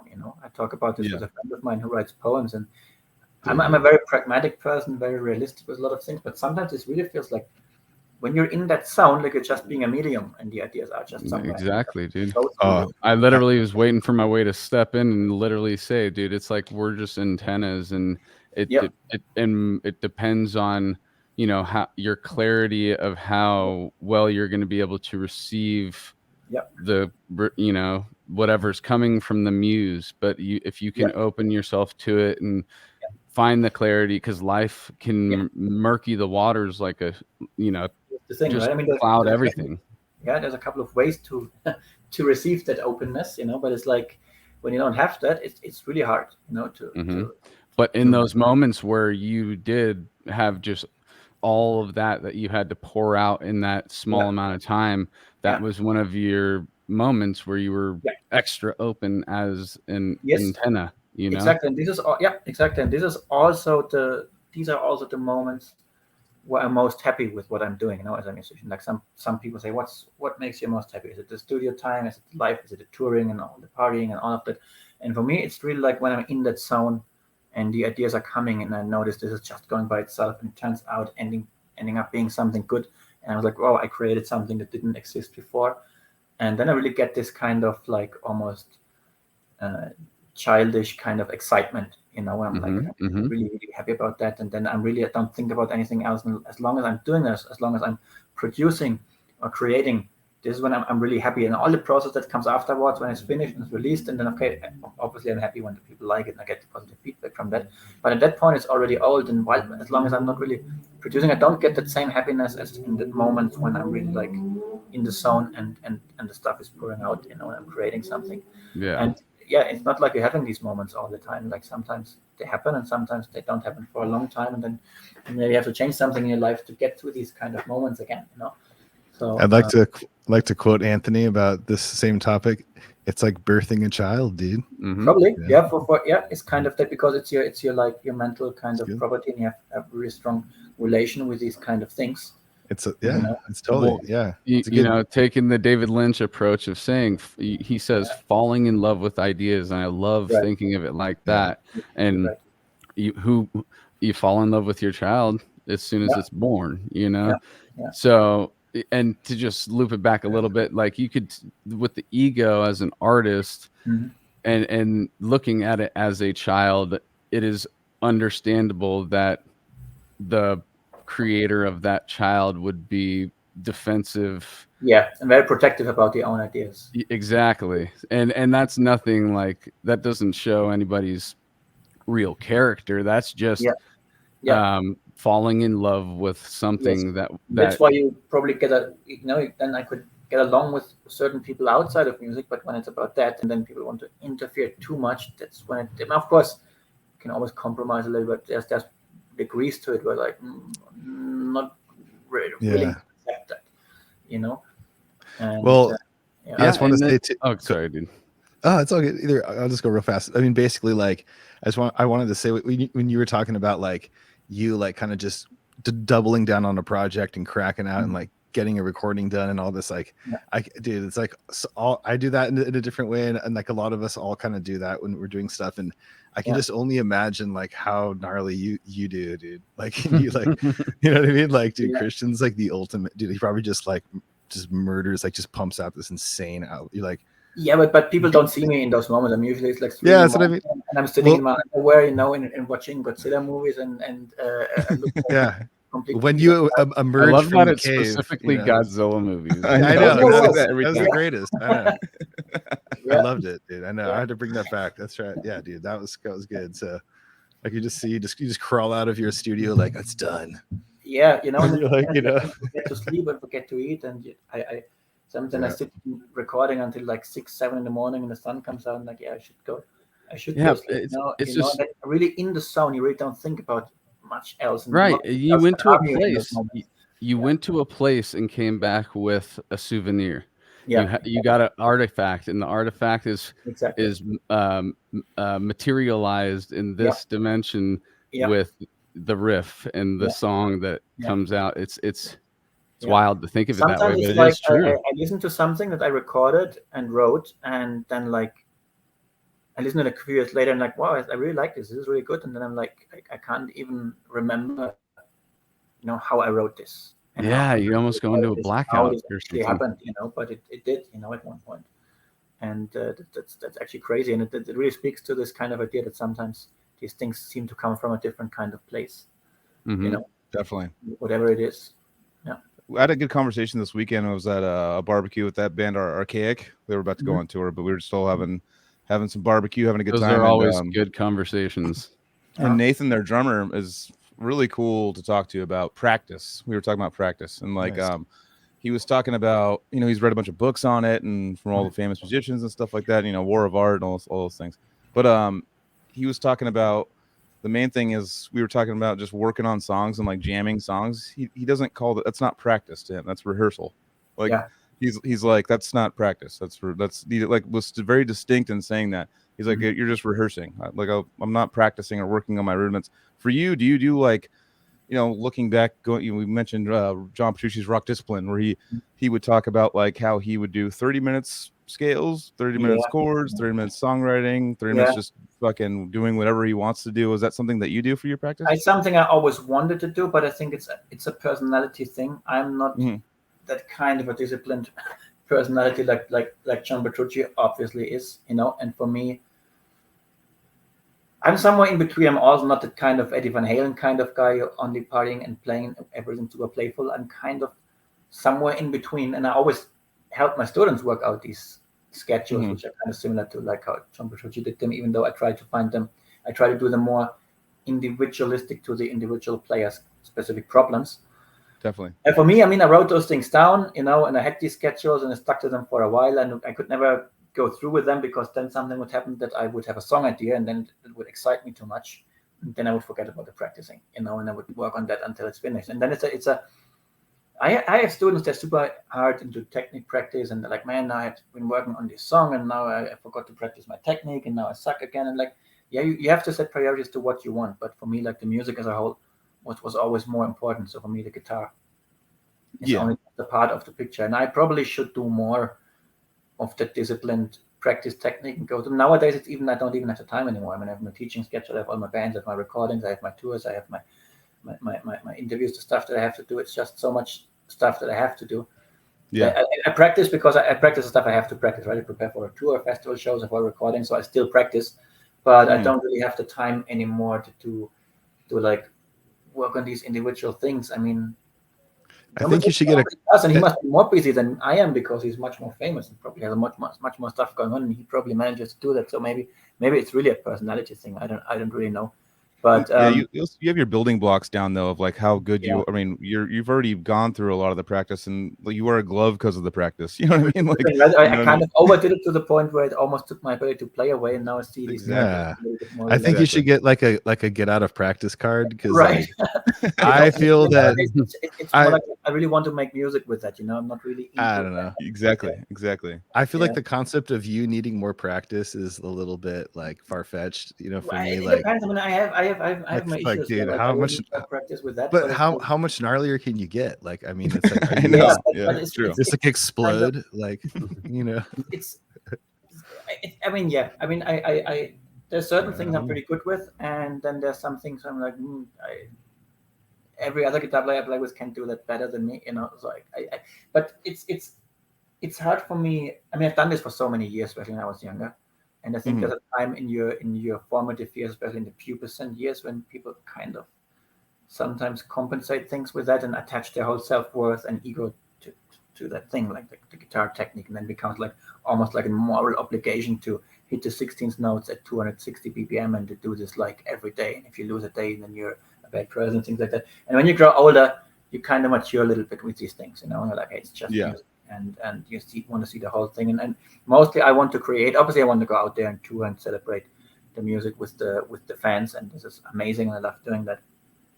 But creating something is really what excites me the most. And probably this is something. I mean, there's probably also a change that happens. You know, obviously when you're in your mid-20s, you enjoy doing technique exercises all day and stuff like that. And then when you get older, you kind of, and it's probably also something that happened with my dystonia, where I was like, okay, now I can't be so concerned about playing Paul Gilbert licks anymore. I more focus on my own thing, you know. And then the music as a whole became more important. Maybe that's what made me a better songwriter and producer. I don't know, but that's just something where I don't really have the disciplined practice schedules, even though I probably should have them. So yeah. Well, that's cool though, man. It's all about that creativity and just creating stuff, man. I love that. Yeah, at least for me. I mean, it's always everybody has to know themselves what they want the most, you know, what excites them the most. For me, that's always been the thing, and not so much like competing with other players if I can do something faster than they can. I don't really care about these things. From my experience, I don't know how, but I feel like if I always have something to work on, like musically, it's like I'm like excited constantly. It's like, oh, for me too. That's the thing that come home and I want to work on this. Yeah, dude. It's I mean, obviously now it's changed a little bit because now we're back to this insane touring schedule. We just did this super long touring run, and I enjoy this too, obviously, right? But it's not.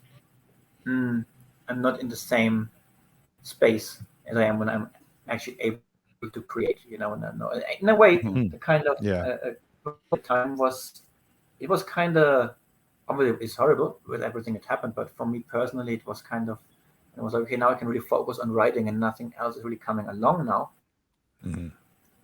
That was a kind of it kind of helped that I could really spend a lot of time on writing and shaping these things out, you know, the new Obscura record, the new Eternity's End record. So this is when I'm in that space that I can really take the time to work on these things. This is really where I think my father always says everybody has to find their place in life, you know. And I think this is my place. And I think so too. I like it to promote another one. Of course, I like going out and meeting the people and hanging out with the people and doing stuff like that. It's a lot, and then getting the positive feedback is a lot of fun. But my real place is actually when I'm able to create these kind of things. Well, you've been entertaining the shit out of us, or for us, or whatever. Just you've been creating insane music for us for years, dude. It's like, what a Christian plays on this. Like, what he played? Oh yeah, did he fucking? Yeah, we haven't even touched on. I mean, like when exactly what Casey's talking about. Like we haven't even touched on, because you know, growing up, you know, it was Necrophagist, Spawn Possessions were my two favorite bands. Like that was like. Like Spawn Possession was it for me. That was like, I mean, Necrophagist, those tickled my technical tickle bone. I don't know. By the way, Dennis was going to come on tonight, but he couldn't make it. But he was. That's such a shame, man. I haven't. I know. We were gonna try to sneak Dennis on. I once played a telephone trick on him, but I think he doesn't know it was me. Oh, really? It's like a friend of mine. I want to hear a story. We had this like fart app, you know, which was making these weird fart noises on the mobile phone. And we were like, hey, let's just call up some people, you know, and we called up. Some people got really angry, and some people just hung up. Like my boss at my music school, he was just listening and not saying anything, and just listening to the farts. Listening to all the farts. It was also with Dennis, and I think Dennis doesn't know it was me because I called with his suppressed number. And Dennis, actually, he was out. He was at some restaurant with his wife and some friends, and he was laughing his ass off. And then he around and he was like, "Hey, you gotta check it out." Because he has the kind of humor. He's that type of guy. So that's awesome, man. Would have been cool. So if he sees this episode, then he finally knows that it was me with that app. He'll watch it for sure. Yeah. how did you get in contact with them? Because I mean, obviously that's like, you know, those Necrophagist and Spawn were like the crazy right. technique. I was a big Spawn of Possession fan, especially of the Tempulent record, because of all the like in 2008 or 9, this was all I listened to, you know, because they had these amazing progressions going on, and it was kind of neoclassical, but not so much like the other metal bands were doing it. It was a little bit earlier and darker, and always had these grittier notes and some progressions I just couldn't figure out where this came from. And so I was a big fan of that, mostly for these ideas. And then Jonas Prisling, he was writing on the SMN News forum, and then he was saying he was doing this new record, and he was getting session guys for the solos, and he doesn't know who's going to do it yet. And I was like, man, I'm such a big fan of your band. I was like, can I play a solo or two on that album? And then he listened to some of my stuff and was like, hey, can you do all the solos? I'm like, yeah, obviously, I would love to do that because I'm such a big fan. But that's all I did on that record. I wrote and recorded my solos, basically. But that was a challenge, because the things I played over, they were very different than the things I would play over, like in, let's say, an Obscura song, or on my solo stuff, or what I do now in Tennis End. But in Spawn of Possession, I had all these riffs, which were written from a very different kind of place. And so that was a big challenge, and I think I came up with things I wouldn't have come up with otherwise. So I really liked that record, except for my guitar tone once again. But and it's the story. But yeah, I really liked that album. So dude, I just want to say that's like, I think so cool. Like a different project, and pulling someone like you as like a genius in with, and we know your sound, and you sound different on each project, and you contribute your own thing, but like bringing you into Spawn, and then you like adapt and do your, dude, it's so sick, dude. Yeah, I remember your solos are great. I remember that some people didn't like it, like they didn't like my. Pish posh. On the SMN News forum, there were some people that got. Of course, on the SMN News forum. Yeah. No, on that forum, people, come on, you can't use that as a judge. Forums, for people to get angry. But dude. then they said, dude, it doesn't matter. Only what people in the band think is important. Yeah. That forum taught me how to treat the internet. You know, right. like or how to navigate those guys, they would have done all much better, right? That was they haven't released anything by themselves, and that's why it's always like that, you know. Yeah. When did you get on those forums, Christian? Were you on those forums? Because we were on those like constantly. I mean, back in because it was like our first internet. I wasn't very active on these forums. I think I was on there from the Necrophagist days on. You know, I was like casually, I was watching and reading some things, but I wasn't really super active or anything like that. But in between, maybe. I don't know when they started. Were they even a thing back in 2005 or something? Maybe 2005. Yeah, I think it was around 2004 there. or 5, something like that. Well, the best forum of all time was the Derek Roddy forum. That's all I have to say. Okay. Music forum. It was all drum nerds. Sorry, I know. It's like the Harmony Central one with Mike Gilbert and stuff. Knows. It was super good. It was chill. Yeah. George was talking about it. Yeah. No, I played some great stuff, but there was good people, but there's just shitheads. The SMN News forums were like the toilet of like online. But I found so much good stuff on there. I mean, that's how like, you know, Christian got in touch with the Spawn, and like it's like, you know, it's like there's a lot of connections that were made. Yeah. There's a lot of other connections that we talked about on here before, like throughout the million episodes, that like that people were basically came into contact with each other and joined bands because they were just reading stuff on there. I mean, obviously there was the people that like posted 900 times a day that were like, this sucks, fuck this. Well, you know, like they were like doing that the whole time, and like it has to be like, you know, like recorded in a trash can and black metal. I don't know, you know, people would get like their random elitist kind of thing, and basically, I mean, I found out about a lot of like a ton of music on there. It was like people go like, the new this just came out, and I'll click it, and then like people be like, this is awesome, this sucks, it's awesome, it sucks.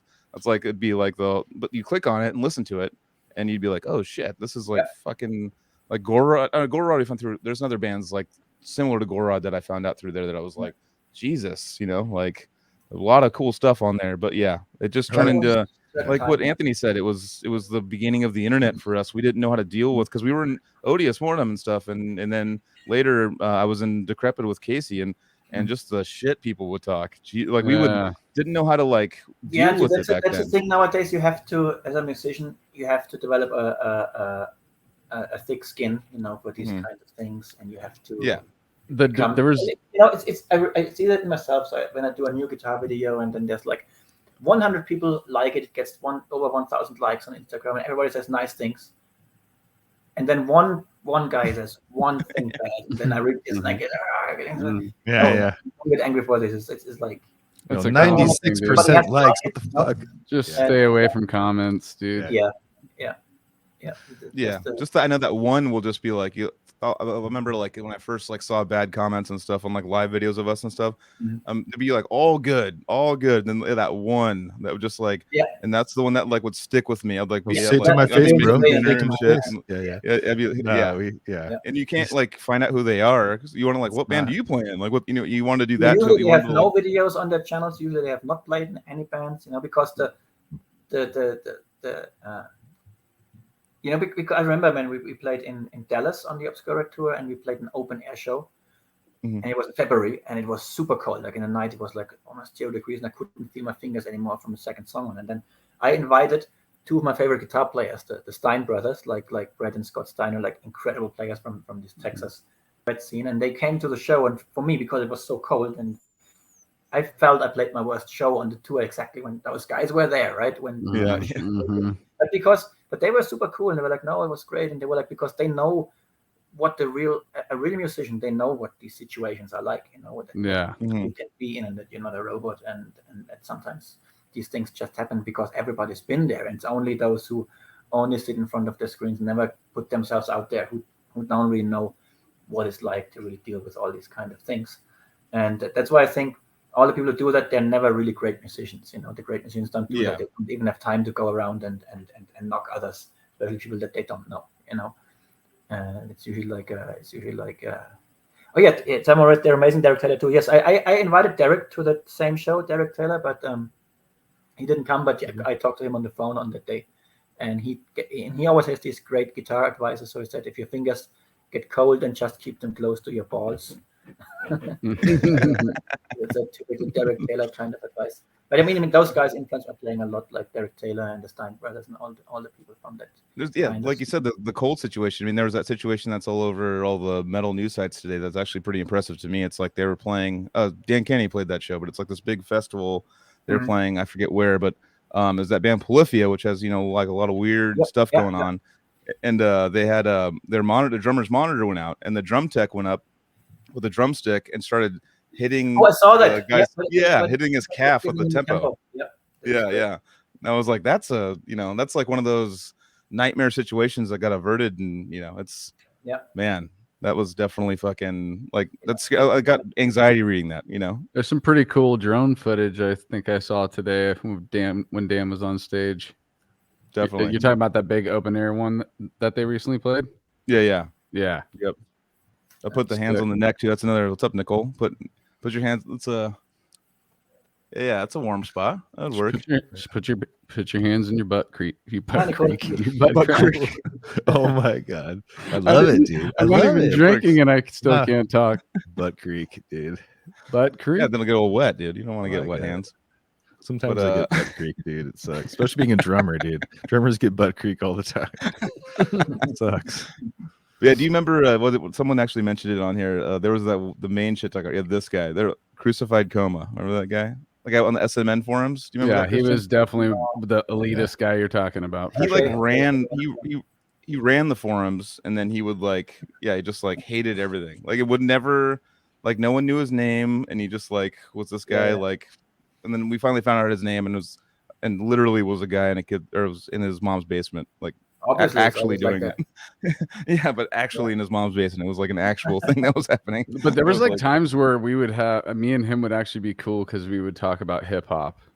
We were down the same shit with hip hop, so he'd be cool with me when we talk about hip hop. But then he'd be a fucking dick if I liked a band that he didn't, Yeah. We'd be in the background just being like, fuck you, Anthony, don't talk to him. I'm just kidding. I stopped talking to him. I was like, all right, dude, that's what I was saying. He taught me how to ignore trolls, dude. Yeah, with these people, sometimes I like to piss them off on purpose, and put listen to something that I really shouldn't listen to because it's so mainstream, Mm-hmm. Or they like it. Hot Chili Peppers posts or something. Yeah, go with something like that. With Spawn of Possession, so you linked up with them, did the solos. You did touring with them, right? You did some shows. Well, here's the thing. So there was a tour which was Obscura, Spawn of Possession, Gorod, and Exhibios. It was the Tech Death tour in Europe in 2012. Wow, That And sounds sick. I had been diagnosed with my focal dystonia. It was before I started the Botox treatment, and the tour was like starting like 2 months after an American tour we did with Obscura. And I was like, this is just too much to prepare now when I shouldn't practice a lot. I can't put my hand through that. And I didn't really know yet how to deal with my dystonia. So I was like, I cannot do double duty on that night. So then my friend Danny played in Spawn of Possession for me while I was playing with Obscura, basically. And this is then how also later we formed Alkaloid, because Danny and me both played in Alkaloid with Hannes and Linus, right? But we went on this. I knew Danny online for a while, but on this tour was when we really became great friends. And because he was just the most incredible guitar player I had ever seen. He could play anything, absolutely anything. And he played the Spawn of Possession stuff like it was nothing. There's this video where he plays Lash by Lash with blindfold. Yep, I've seen that one. Oh, yeah, that was always guy, dude. That guy. Yeah. God, what a fucking all right. What a big wiener move. Jesus, you play Lash by Lash blindfolded. I was like, all right, like finally I'll quit. Well, he was happened on the tour a couple of days before. He played in Slovenia, and there was like a local light guy, and he would have this habit of sometimes turn the lights off completely. So when there were solos going on, we had lots of position shifts. So I was playing a lot of shit out of tune, and the same thing happened to Tumon and Exilius. And then Danny was like, "No, I didn't have any problems with that." And like, come on, we all fucked up. And he's like, "No, I didn't. I never look at my fretboard anyway." And that's why on that last tour they played this trick where they blindfolded him to see the tour, and he really could do it. So yeah, so he was right about that. No.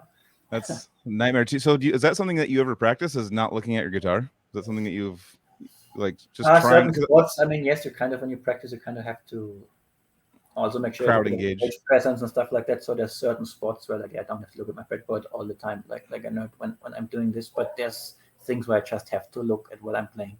Yeah. It's too sketchy to just take a shot blindfolded at it. Yeah. Yeah, definitely. Side note, how hilarious and funny and sick is that Exilius music video where they're all in the jam room and they're all fucking up the whole music video? Have you ever seen that? I don't think I've ever seen that. Shut up, dude. Oh, it's so funny, dude. It is. Let's pull it up, dude. I'm serious. I was hoping you wouldn't say that because I have to look for stuff. All right.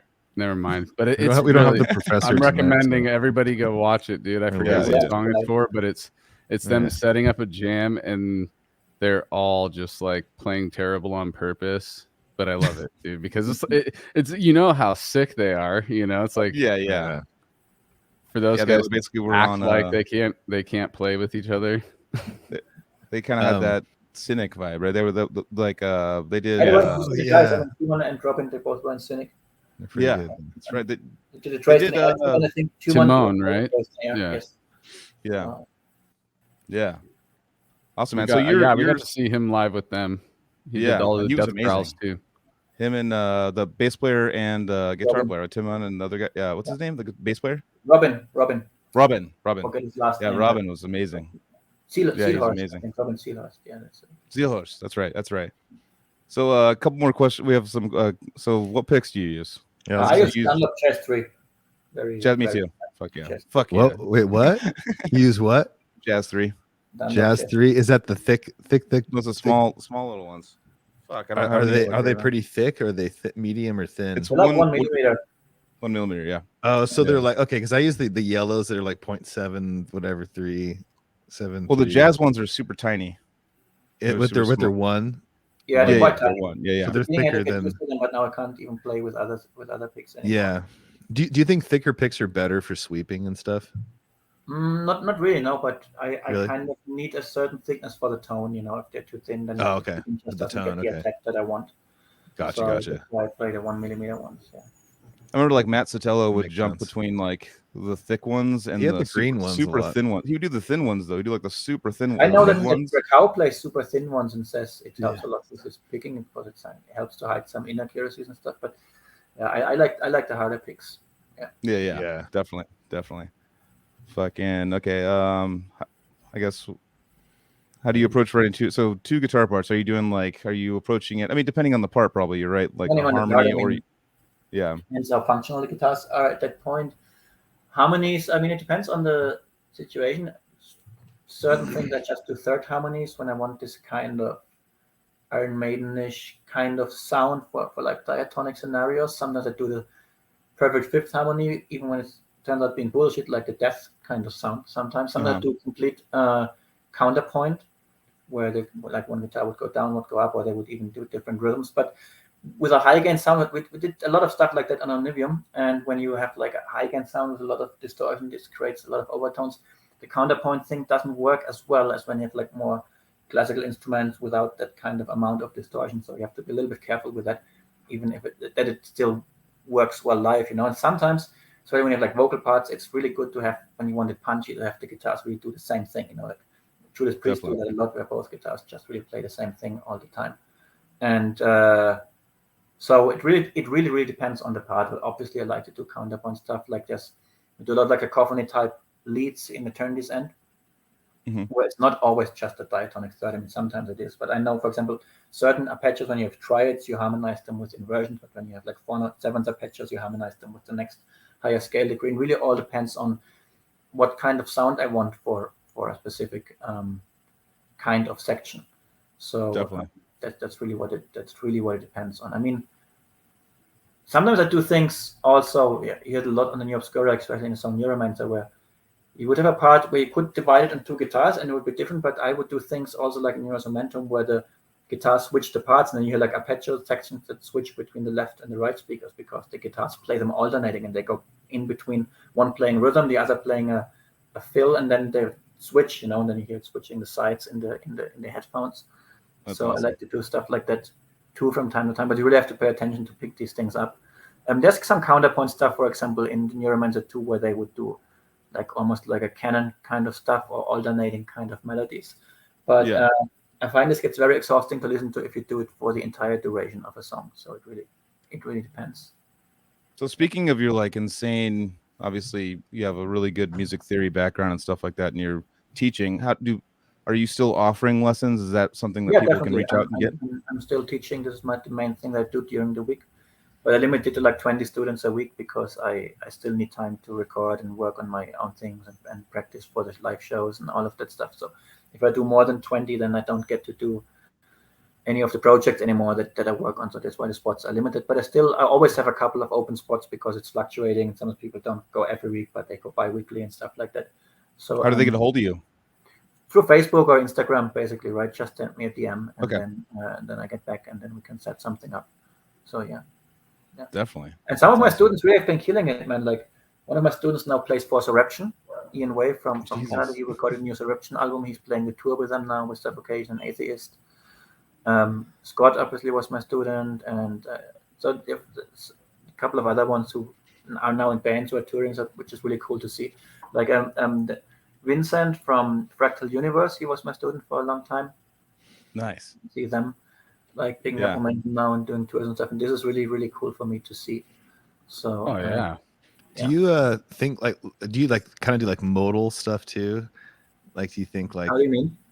Like theory wise, like modes, like modal? Oh yes, obviously all the time. Yeah. Okay, cool. I can tell all the time, even in writing and just knowing how the modes work, that helps to turn. When I play leads, obviously, when I especially like on stuff like Eternity's End, where I write vocal melodies and stuff, this knowledge comes in really, really handy. And there's a lot of modal stuff, especially on the older Obscura stuff, like in Cosmic Genesis. I was really into that. Then on the new one, we did more neoclassical kind of stuff. But even there, my knowledge about modes helps me. Even when I play over more like heavy metal type of chord progressions, even then, I know where I have to little note what kind of arpeggios I can play to target the sharp 11 and things like that. So even right, like Lydian stuff. Even when it's harmonically more simple, like in Eternity's End and on the new Obscura, we play more like power metal-ish kind of progressions. Even there, you can do that stuff over the chords, and I still do it. It's just not as blatantly in your face as, for example, it was on Cosmic Genesis, but it's still there. It's only like back then I was like, okay, I really want to do this here because I want to show him, doesn't want to have this sound. And now it's more part of my language, and it just happens. How do you say? It just happens naturally, you know? Yeah, dude. It's kind of like metal is naturally modal music. Even like back to Metallica, like they switch in between like a Phrygian thing, and then they go back to natural minor. You know what I mean? Like in between the song throughout it. Yes, and I do a lot of like pitch axis stuff, you know, where I would like have a root note. That's the tonal center of the riff, but then one riff would be in Phrygian dominant, and the next one would be in Lydian, and the next one would be in Aeolian, or I do like in the title track of my second solo record, Beyond the Wall of Sleep, the theme switches between D-Lydian and D-Aeolian within 4 bars all the time to kind of paint a picture with different colors and different emotions, basically, right? So I love to write like that a lot, obviously, Yeah. Well, was it Ornette Coleman that said, like, and he's like, you know, the craziest free jazz dude, like, you know, ever. He said, like, basically, like, music is basically switching between major and minor, like in a nutshell. Kind of, but it's and the notes are then a little bit but more it's fine. and then the twists, like the Dorians or the Lydians, and the, you know, and it's but kind it's of like, all just. I would more say switching between different emotions, like when you're telling a story and you tell something about the character that's not then obviously not always in the same mindset all the time, but there's drama and things happening, and this is how you tell a story, and this is how it goes. And this is kind of how I try to how music should be, you know, also this kind of tension and release kind of thing. And when you do, like when you play fast, you do it to add intensity. When you use dissonance, you kind of want to resolve it at one point because you kind of want to go somewhere. And this is basically what making music is about to me. Dude, totally. And to ask about that, so the interesting thing about that is, like, I feel like people that are at this like crazy higher level, like of playing or theory, like they take something dissonant, but then they connect it to the dominant, that whole connection, and they do all this other stuff with it. And I was listening, and I was like, holy shit! Like, I was hearing some of that shit in your solos, and I was like, I can't even remember which songs, and I'm hearing this dissonant, and then all of a sudden it goes into this like other thing, and then a chromatic little and then a dominant. I'm like, fuck yeah, it's like a jazz player, like what you're going around. And that's like kind of Al Di Meola stuff. Like, are you a fan of Al Di Meola? I'm a fan of Al Di Meola, obviously. Yeah, right? I mean, recently that's why I've gotten more into really picking every note. I'm a big Al Di Meola fan, and then to Winnie Moore, you know, and those guys. So yeah, definitely. I mean, I really loved Elegant Gypsy. I've listened to that record like a million times. Man. Oh yeah, Mike Gilbert. He just popped up in the chat. He's the one who gave me. Sorry, I was just talking about Al Di Meola. Who gave it to me? He's in the chat right now. What up, Mike? Oh, Mike. Mike Gilbert from Severed Savior. Yep. He turned me on to Friday Night in San Francisco, dude. That's a great one. I fell down that rabbit hole. Yeah, I like his electric stuff too, like Elegant Gypsy especially. That's a really, really great record. I mean, that's almost metal. This wasn't mine. Land of the Midnight Sun. There's the last track on that album sounds like a pre-Spastic Ink style song. Yeah, absolutely. And only could tell Dream Theater, Liquid Tension Experiment, they all were like into that kind of stuff. Right. Back in Definitely. It was like Return to Forever was his first gig right out of school, and then he left Berkeley and did that, and then they had another great player called Bill Connors, and Bill Connors had this legato thing going on, kind of like Alan Holdsworth, and people kind of confused him a little bit in the 70s. It's a really, really great underrated player too, Bill Connors. Oh, cool. That's awesome, dude. Yeah. So it's just, I mean, and I know Mike's a big fan of Al Di Meola, and like a lot of people, dude, have you seen that he hosts these like dinners, and you can pay like, it's like, I don't know, like $20,000. Oh yeah. It's like, dude, it's like $3,000 or $4,000, and he makes you like him and his wife make you dinner and more than that. Out with them. Yeah. Is it more than that? I think it's like 10 at least, or 20 or something. I remember being like maybe like 5 or 6, but I don't think it's gone up. 10. I don't know. I don't think it was 10. Maybe I'm tripping. Maybe I'm wrong. I don't know. But it looked like a good dinner, you know. But it's 50, dude. yeah. Check out it. That'd be amazing. Yeah, I think he likes to cook Italian. That's probably the meal you would get. Oh god, it would be the best, man. Oh man. Yeah, dude. Yeah, but I still wouldn't pay $20,000 for that. Oh yeah. This is the higher price one gets you a guitar. Mike knows. Yeah, he's on it. Probably gets you like an Ovation or something. Oh, it's a PRS Prism. Oh, Prism. Okay, or a Legend. Okay, nice. Ovations. Yeah. Do you like to play acoustic guitars, Christian? Yeah, but the thing is that I mean I did some Al Di Meola style acoustic soloing on my last solo record. There's a song called Blades of the Brotherhood, and it has like in the middle section where the band stops, and then like this kind of stuff. Yeah. But it's hard for me because of the dystonia. I get these Botox injections. I don't have the same strength in my hand anymore like I used to. So because it weakens the muscles a little bit. So playing acoustic is hard for me physically. So I don't do it as much, but I still really, really like it. And you kind of have to play super clean to kind of really hear the notes. Yeah. What does the Botox do? Does it like? Well, so they're injecting this here in the flexor muscle because my middle finger pulls from this muscle and from this one. So what happens? And the muscles go in your forearm. So they inject 2 times always to weaken this muscle and this muscle, basically weakens or even destroys the flexor muscle. So then what happens is that it doesn't flex as much anymore, only a little bit, but not as hard as it would without the Botox. Mm-hmm. So I can sometimes even use it in some passages, but it really depends on how well the injection goes. And and it makes it easier for my other fingers because it doesn't do this anymore. It's only like a little bit like that, and then I can play much better. But they don't always work in the same way every time. So there's always a little bit temperamental. Sometimes it works really well, and I can play things that I couldn't do without, and sometimes it doesn't work so well, and I have to adjust. And so it's never the same. How often do you have to get the injections? Well, now I do it only 2 times a year. I used to go like every 3 months, but now I do it like 2 times a year. And before the last 2, it worked really well. So I was lucky with that one. Now I have to see how it goes for the European tour, but that's so two times a year usually I go now. One side note, actually, so Gabe Sieber is like one of my best friends, and he's awesome. He's the man. Yeah, that's what he said about you. He was like, really? you know, we had so much fun on this tour, man. He's such a cool dude. And that's what he said. I mean, we went to. You never. I think it's impossible to run into any problems with that guy. It's just. Yeah. Oh yeah, so nice. So everything. Yeah. He's like the best person to tour with. He just nailed. He does his fucking job amazingly. Yeah. And then like is super easy to get along with. But he was saying. All these gigs. He was texting me like on you guys were first starting the tour. He's like, Christian's like the sickest. He's like, I have the most fun. Like we party, like we hang out and stuff. Christian's like he's like fucking the funniest guy here. Like and all that shit. He was like raving about you. He was like. Yeah, we had that was a really, really super fun tour, man. We partied so much all the fucking time. It was crazy. Yeah, it was awesome, man. Yeah. So you're in Mexico right now, right? So I'm in Mexico right now. Yeah. So okay, so it's not a German Christian we're seeing a Mexico. Well, I'm German, but I'm residing in Mexico. Yeah. Well, hell yeah, man. I thank you for your time. I know that you had a limited time and stuff. You were saying, I know you probably got like 300 guitar lessons and 900 songs to write.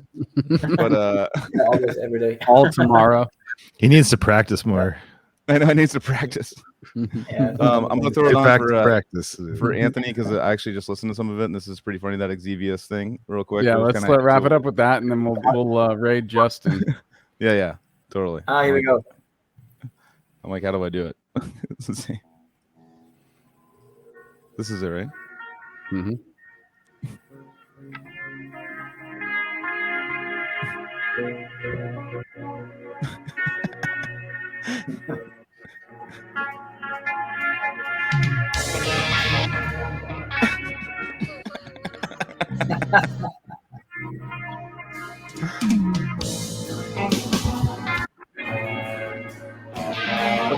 There's an Obscura one which is called the super funny. Yeah.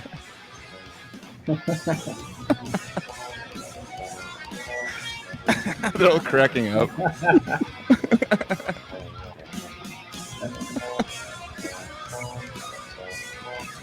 Oh, hey, Alec.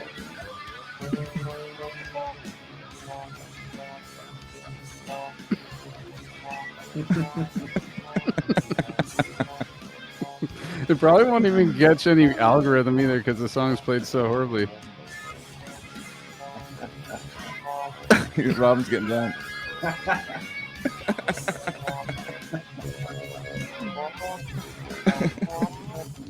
Oh.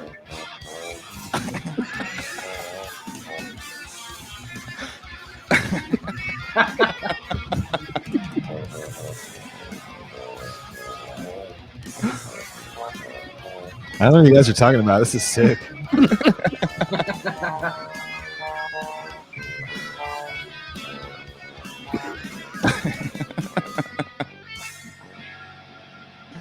Oh my god. Oh, so they're breaking it down. What are they gonna do with the breakdown?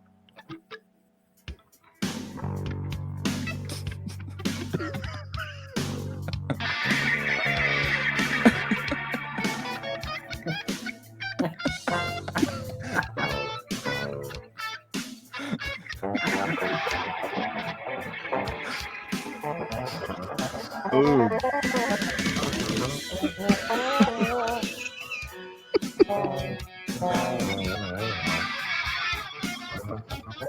With some free shit, dude. You guys are just getting free, man. You know, stepping out. Yeah, that's some counterpoints right there.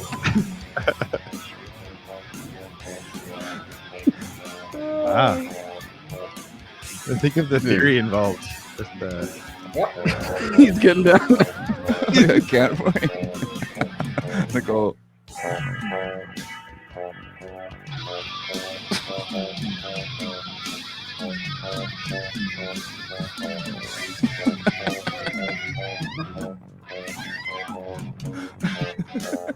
He just looks like he's lost, dude. Ooh, what a.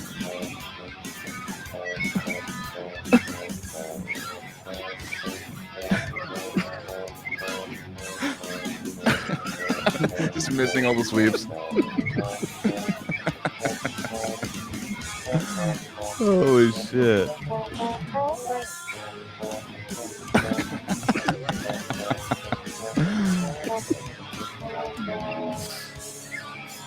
Oh my goodness.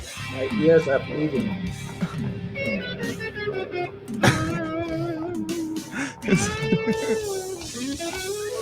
Oh my god.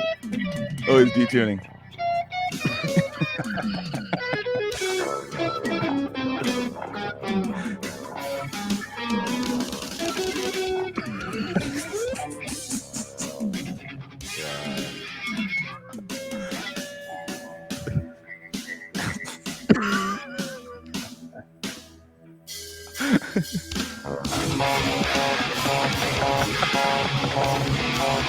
Holy shit. At least you can hear the bass. Yeah.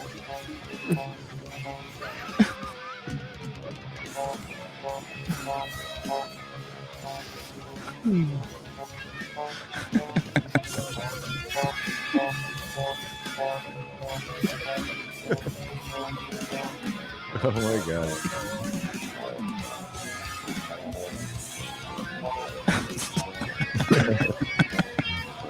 Nightmare fusion.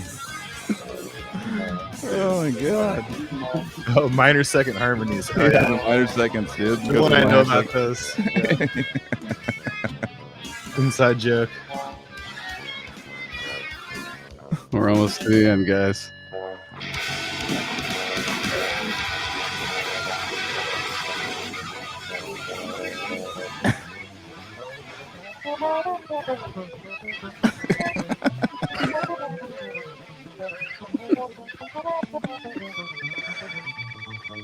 Good. Let's see how they end it.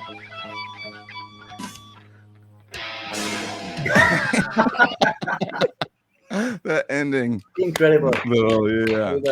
It's great. Good Lovely, stuff. dude. Well, fuck yeah, Christian. Yeah, That guys, was it a was good my way to pleasure. end it. Thanks so much for the invitation. Yeah. It was a lot On of that fun. note, yeah, dude. Yeah, I know. On that absolute shredding note. Yeah, man. No, for sure. We wanted to go out Looked strong. up to you for a long time, man, and I'm stoked to see you still on the road and hitting it, and hope to see you soon. I really appreciate you coming on. Yeah, See you dude. guys yeah, soon. dude. Thanks for the invitation.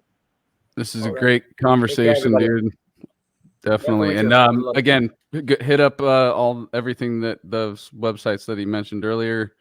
Cali Death Oh yeah, Podcast. bandcamp.com. Christian Muenzner is basically where you can buy all my stuff, as you all should, obviously. Yes. Buy all this stuff. And you can hit me up for lessons, guest solos, all that stuff. Hell yeah. Just message me on Facebook or Instagram, and I'll get back usually. Totally. Oh, yeah. Let's, are we gonna rate Justin too? Well, Nicole thought- says we love you, Christian, and I'd like to Yeah, Thank say you. rate that. Thank you. We all love you, Christian. Hell yeah for Thanks. coming on. Oh, Yeah. Well, hell yeah, dude. Warm right now. Yeah. And for us, Cali Death Podcast.bigcartel.com if you want to support. Thank you so much to everybody that's been hanging with us tonight, and thank you to everybody who's going to hear this tomorrow, watch it on YouTube. Hit us up at all the socials, Instagram, Facebook. That's where we talk about this stuff first. We post, you'll hear about who's going to be each week before the show happens, so that's cool. Yeah, and we love you guys. All Like right. and subscribe if you haven't. And Joel, is that all good? Can we It's all good. We're good to We go. can Thank end you, it before Kristen. you rate. All right, cool. All right. Right Peace on. out, guys. Everybody, guys, have a great rest of your week. We'll see you guys next week. Bye bye. Yep. See you. Bye.